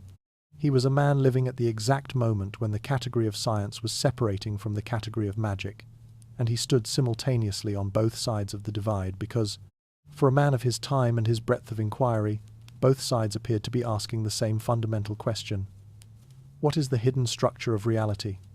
The alchemical tradition and the mathematical tradition were both, in Newton's understanding, approaches to the same problem. The Invisible College had protected, in its culture of discreet intellectual courage, not only the new science, but also the deeply personal heterodoxies of the men who were building it. Newton was not the only member of this world with a secret, He was simply the one whose secret, when it was finally revealed, was most astonishing. And yet the Newton that Keynes uncovered is, in a way, more interesting than the Newton of the textbooks, not despite his contradictions, but because of them. The man who calculated the precise orbit of the moon with mathematics of extraordinary elegance was also the man who believed that the universe contained a divine message, embedded in the architecture of matter and the text of scripture simultaneously, accessible to a mind trained in both mathematical rigor and alchemical sensitivity. This was not confusion. It was a specific, coherent, deeply held vision of what the world was. A vision that happened to stand precisely at the boundary between one age and the next, belonging fully to neither. The invisible college, and the broader network of which it was the seed, protected this kind of thinking. Not consciously, not with any explicit policy of sheltering heterodoxy, but the culture of private correspondence, trusted circles, and carefully maintained separation between what was said inside and what was said outside, created a protected space in which a man of Newton's complexity could develop both his public and his private intellectual life, without the internal contradiction destroying either. The network was, among other things, a container for the kind of thinking that the public world was not yet ready for. In 1614, a pamphlet appeared in Germany, then another, in 1615, then a third, in 1616. They were unsigned, their origins unclear, their tone simultaneously urgent and evasive. Together, they announced to the educated world of Europe the existence of a secret brotherhood called the Order of the Rosy Cross, the Rosicrucians. This brotherhood, the manifestos claimed, had been founded a century earlier by a German knight named Christian Rosenkreuz, who had travelled to the Arab world and the Orient and returned to Europe with a complete knowledge of all the sciences. The brotherhood had been working in secret for a century, the manifesto said, and was now ready to reveal itself to the world, ready, in fact, to assist in a complete reformation of human knowledge and human society. The response across Europe was extraordinary. Hundreds of letters were published in response, from scholars demanding to be admitted to the brotherhood, from critics claiming the whole thing was a fraud, from theologians worried about the heretical implications. Correspondence networks lit up. Coffeehouse conversations turned to the question. And the paradox at the heart of the Rosicrucian story, the mystery that made it irresistible, was that no one could find the brotherhood. Not then, not now, no founding document, no membership list, no meeting hall, no Christian Rosenkreuz, whose tomb the manifestos described in elaborate detail, but whose historical existence cannot be verified. Were the Rosicrucians real? The Invisible College historians have spent considerable energy on this question, and the honest answer is that it cannot be definitively resolved. But what can be said is this. Francis Bacon's New Atlantis, published in 1627, the utopian vision of a society governed by a secret brotherhood of natural philosophers devoted to systematic inquiry into nature, uses language and imagery remarkably similar to the Rosicrucian manifestos, and was almost certainly written with knowledge of them. Samuel Hartlib and his circle were deeply embedded in the German exile network that produced the manifestos, and several of his closest associates were men whose intellectual formation had been shaped by the Rosicrucian milieu. Robert Flood, one of the most prominent English intellectuals of the early 17th century, explicitly endorsed Rosicrucian ideas while also engaging with the proto-scientific networks that would become the Invisible College. The claim being made here is not that the Invisible College was a front organization for a Rosicrucian secret society, or that Francis Bacon was a Rosicrucian agent carrying out a centuries-old plan. The evidence does not support that story, and the evidence should be respected. What the evidence does support is this. Both the Rosicrucian movement and the Invisible College were expressions of the same deep desire, the desire for a hidden network of enlightened men, working patiently in secret, committed to the reform of human knowledge and ultimately of human society. Whether or not the Rosicrucians existed as an organization, the idea of them, the vision of what they would be and what they would do, was alive and active in the minds of the men who built the Invisible College. And in that sense, the Invisible College was what the Rosicrucian manifestos had promised. It simply never announced itself. Here is a puzzle that has occupied historians of science and economics for more than a century. The Industrial Revolution began in Britain, not in France, which had superior scientific institutions and a tradition of state investment in technical education that Britain could not match.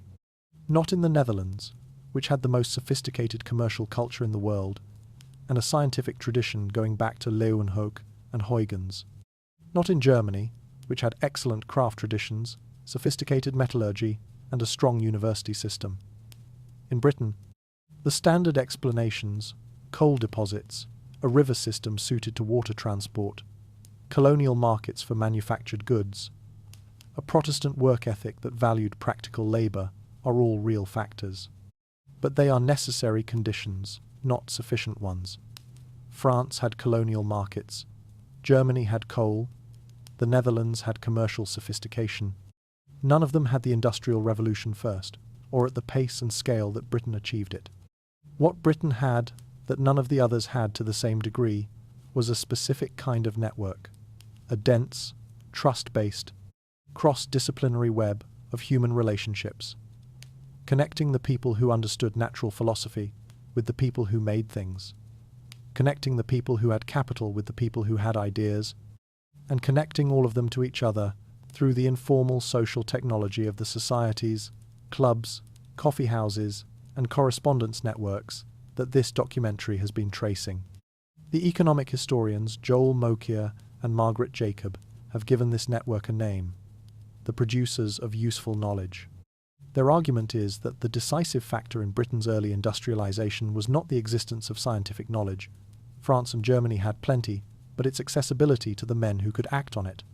A discovery about the properties of steam made in a London laboratory was, within months, known to a manufacturer in Birmingham via the Royal Society's publications, the coffee-house conversations, and the personal introductions of Lunar Society members. A metallurgical problem encountered in a Scottish ironworks was, within a reasonable time, connected to a chemist in Edinburgh who had the relevant knowledge to address it, via the Edinburgh Philosophical Society's networks. The bottleneck was never knowledge production, it was knowledge transfer, and Britain had the best knowledge transfer machine in the world. Consider 3 examples. The Newcomen Watt steam engine has already been described the network of Lunar Society relationships that converted a theoretical insight about latent heat into a commercially deployable machine. Josiah Wedgwood, the pottery manufacturer and Lunar Society member, used his close relationships with the chemists in his circle to systematically investigate the chemical basis of ceramic glazes, developing new formulations that gave his products qualities his competitors could not replicate. He then used his marketing intelligence, cultivated through equally systematic attention to the tastes and preferences of the aristocratic market, to make those products desirable to exactly the customers willing to pay the premium that funded his scientific research. The Derby family of Coalbrookdale, the Quaker ironmasters who developed the technique of smelting iron with coke rather than charcoal, operated within the Quaker network, a dissenting religious community that functioned, in many structural respects, as an invisible college of its own, with strong ties of trust, mutual obligation, and shared information across long distances. The coke smelting revolution that made cheap iron available at industrial scale was built on a network as much as on a technology. The Industrial Revolution was a collective achievement. The question is not whether networks mattered. The question is how, specifically, they converted ideas into engines.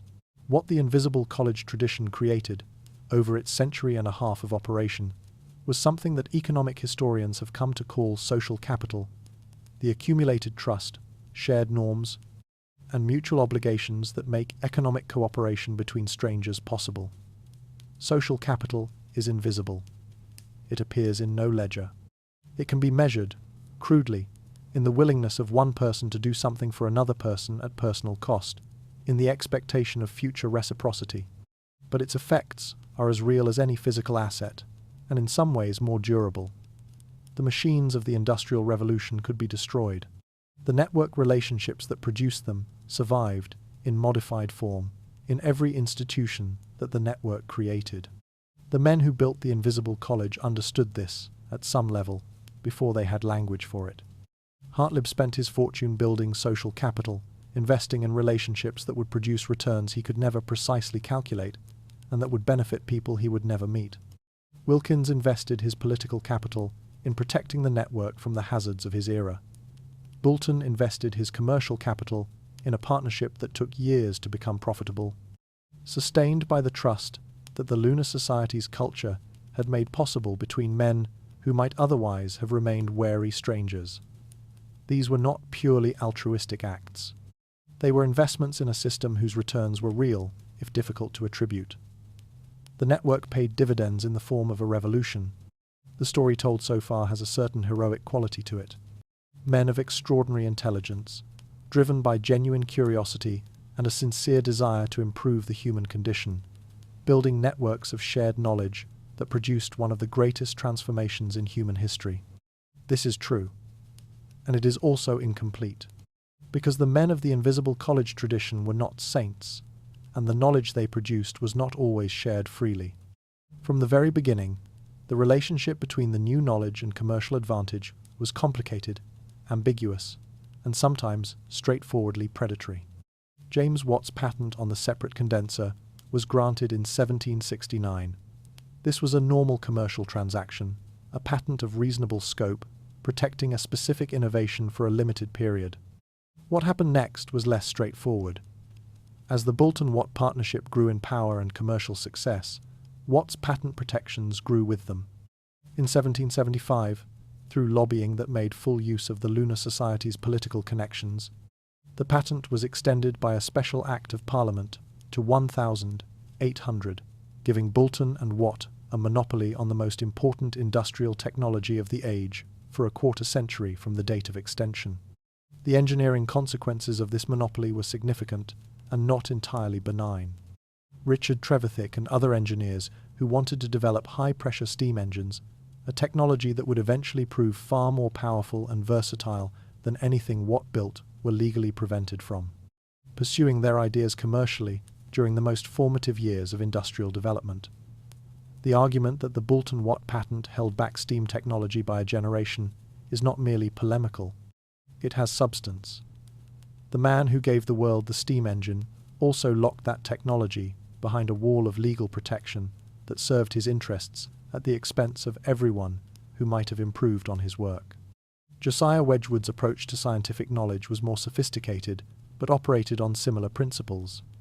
He shared enough with the public to build an extraordinary reputation for innovation and quality.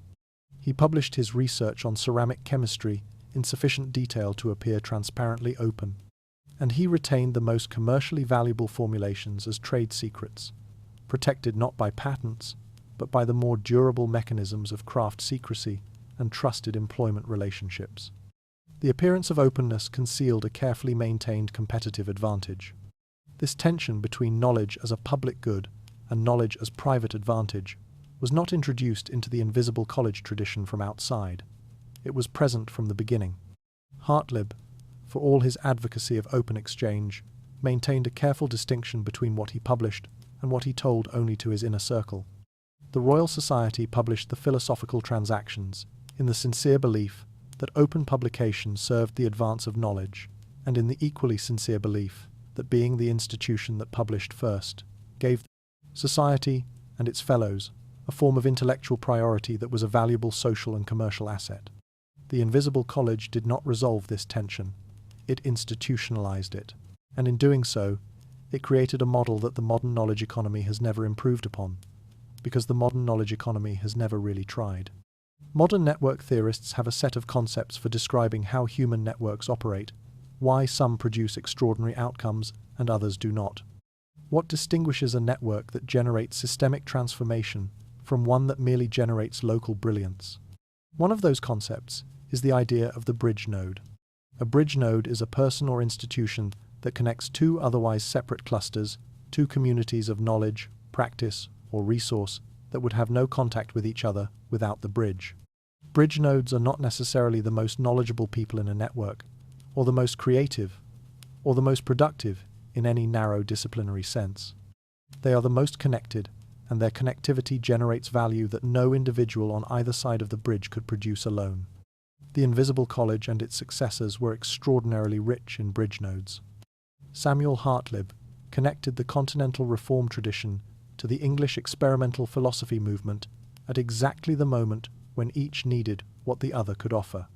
John Wilkins connected the scattered natural philosophers of the Civil War period into a coherent community when that community would otherwise have remained isolated individuals. Matthew Boulton connected Scottish engineering genius to Midlands manufacturing infrastructure, creating a productive combination that neither Glasgow nor Birmingham could have achieved independently. Josiah Wedgwood connected the scientific culture of the Lunar Society to the commercial culture of the luxury goods market, producing an enterprise that was simultaneously scientifically advanced and commercially dominant in ways that neither science nor commerce could have achieved without the connection. What made these men bridge nodes was not superhuman intelligence. It was a combination of genuine intellectual range, the ability to understand what people in different disciplines were doing and why, and social intelligence, the ability to build and maintain trust relationships across the social distances that normally separated those disciplines. These are learnable skills. They are trainable capacities.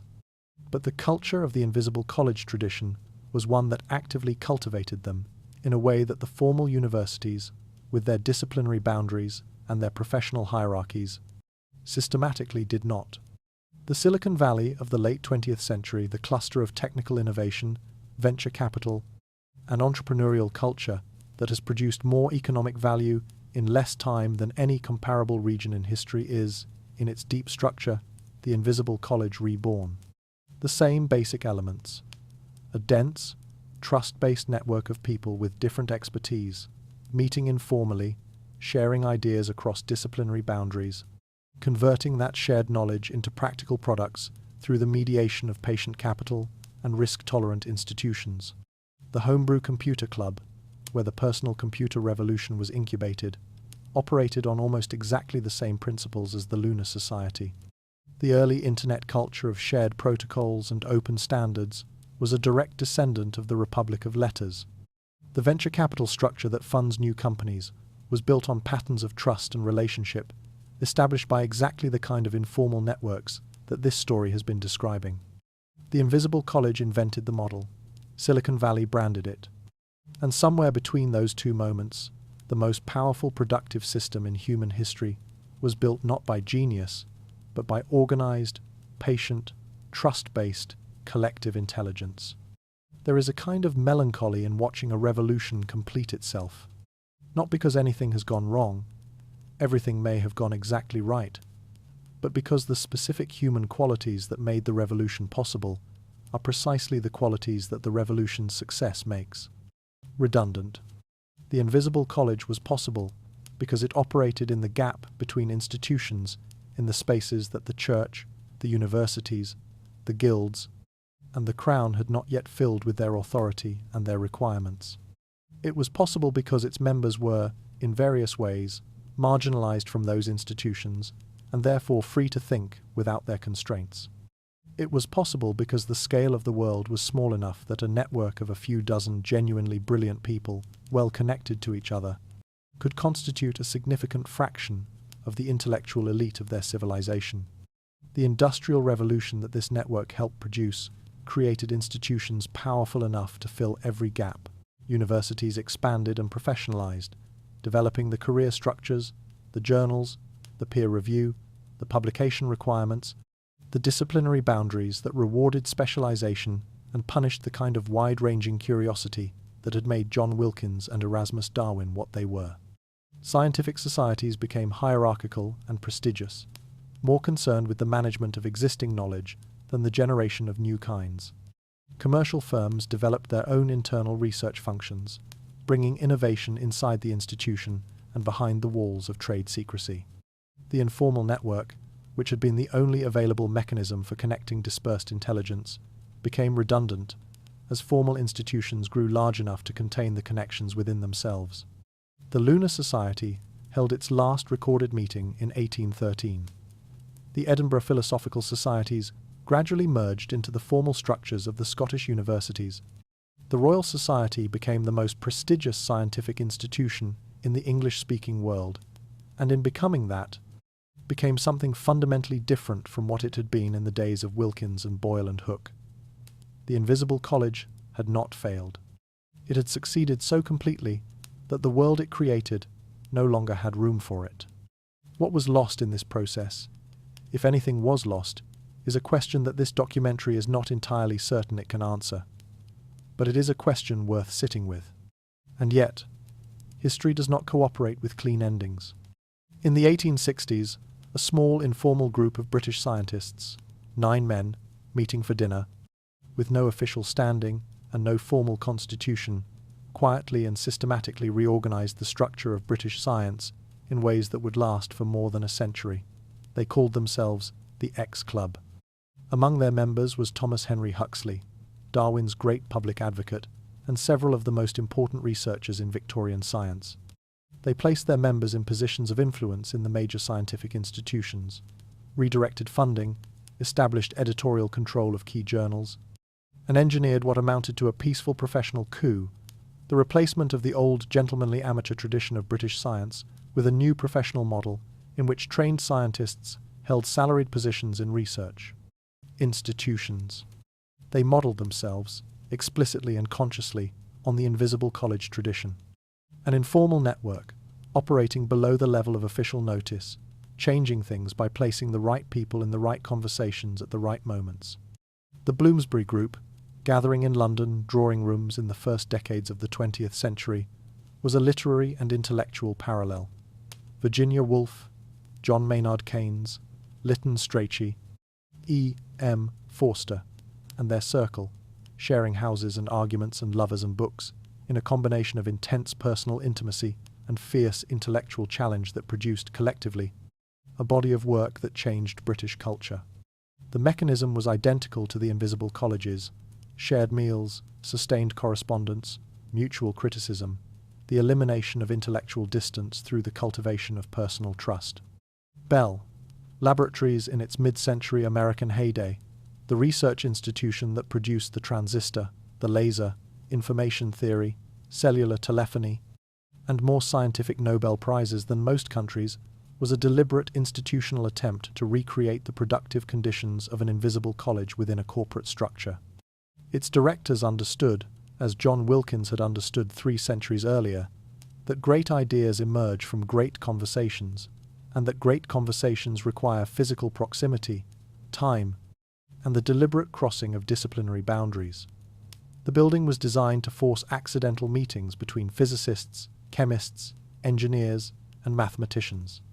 The culture was designed to make cross-disciplinary conversation not merely acceptable, but expected. The Homebrew Computer Club, meeting in a California garage in the 1970s, sharing schematics and programming insights and hardware modifications, produced among its attendees the founders of Apple Computer and the designers of several other companies that would reshape the global economy. The culture of shared code and open standards that animated the early Internet was the Republic of Letters in digital form, a decentralized, trust-based network of practitioners sharing knowledge freely within the community, convinced that the collective intelligence of the network would produce outcomes that no individual could achieve alone. The form changes. The function is identical.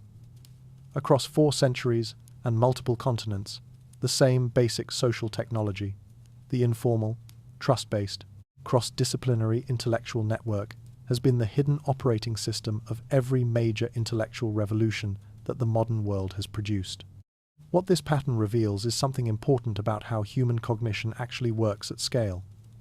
Individual intelligence has limits. Individual memory has limits. Individual perspective has limits. But when individual intelligences are connected in the right way, with enough trust to be honest, enough diversity to challenge each other, enough shared purpose to sustain the effort, the collective system can do things that no individual component could approach. The Invisible College was not simply a social club for clever people. It was a cognitive architecture, a way of organizing human thought that was demonstrably more powerful than any of its individual parts. This is why the pattern keeps reappearing. It is not sentiment or coincidence, or the desire of each generation to connect itself to something ancient and validated. It is because the underlying problem, how to combine the diverse insights of different minds into a coherent force for understanding and change is a permanent feature of the human situation, and the invisible college model is one of the most effective solutions ever devised. Every generation that has faced a genuinely new problem, too large and too complex for any individual discipline to address, has reinvented some version of it. Not because they knew the history, because the structure is the only one that works. None of what has been said in the last 10 chapters is a comfortable story. It is not a story about how great institutions, well-funded and properly managed, reliably produce great ideas. It is not a story about the inevitable march of progress driven by individual genius. It is a story about something more precarious and more specific, about the particular social conditions that allowed a small number of people to think genuinely new thoughts, connect them to each other, and convert them into changes that reordered the material and intellectual world. Those conditions are not automatically reproduced by affluence, or by technology, or by the existence of universities. They require something that is harder to build and easier to destroy than any institution. A culture of genuine intellectual trust, operating across disciplinary boundaries, in which the commitment to finding out what is actually true is more powerful than the commitment to protecting what has already been believed. Look at the world those conditions need to resist. The pressure to publish within the established categories of an academic discipline, because that is what gets you a job, a grant. A promotion is a direct structural analogue of the pressure that kept European scholars reciting Aristotle in 1600. The competitive incentives of academic institutions, which reward being first rather than being right, and punish collaboration as a potential dilution of credit, are a direct structural analogue of the political landscape that made secrecy necessary for the invisible college. The patent systems that prevent competitors from building on each other's work recreate, in the vocabulary of intellectual property law, exactly the kind of monopoly that Boulton and Watt used to hold back steam technology for a generation. And yet, the forces running in the other direction are equally real. The Internet is the largest correspondence network in human history, a republic of letters of planetary scale, in which every specialist can, in principle, communicate with every other. The open-source software movement is a living demonstration that Bacon's dream of freely shared, collectively developed knowledge can be made to work at extraordinary scale. The growth of preprint servers, open-access journals, and non-institutional research communities suggests that the formal institutions of knowledge production are not the only game available. The question is not whether the invisible college model works. This story has spent 20,000 words demonstrating that it works. The question is whether the specific conditions that allow it to work, the trust, the cross-disciplinary range, the independence from the orthodoxies of established power, can be deliberately cultivated in a world that is simultaneously more connected and more institutionally constrained than any world the invisible college ever operated. That question does not have a settled answer, but the people capable of working toward one may be closer than they think. They may, in fact, be watching this right now. The audience for a story like this one is not a passive audience. It is a self-selected group of people who have spent several hours in the company of ideas, who sought out a long exploration of a complicated historical subject, when shorter and easier content was available, who chose depth over convenience. That is, in its small way, a kind of invisible college behavior. And if this story has any practical legacy, any residue beyond the pleasure of a well-told history, it is perhaps this: the recognition that the network you are already in, the conversations you are already having, the connections you are already building across the distances of discipline and geography and background, are part of something much older and much more powerful than they might appear. The invisible college was not built by extraordinary people doing extraordinary things. It was built by curious people doing ordinary things, writing letters, sharing meals, arguing about what they had read, with extraordinary consistency and care.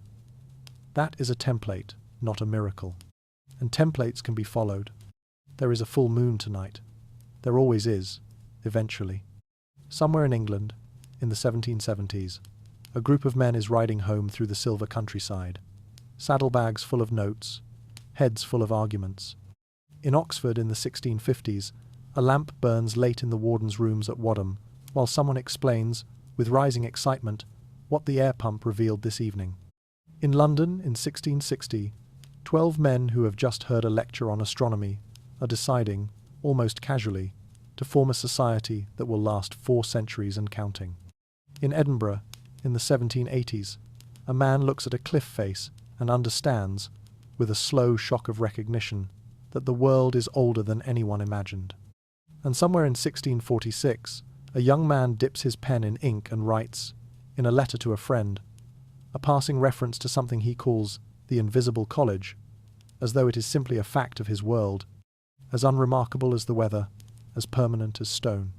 The moon that those men rode home under has not changed.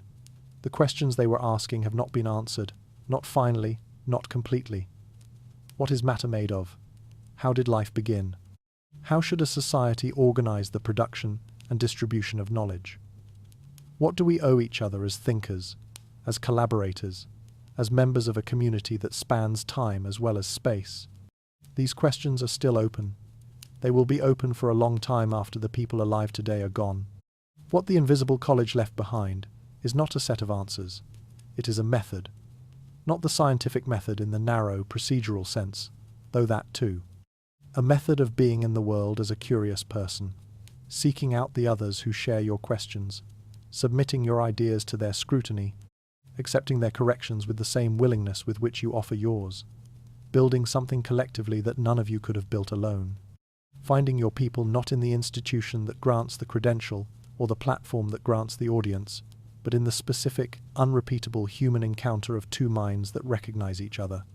Robert Boyle's letter is still there, in the archives, ink-faded but legible.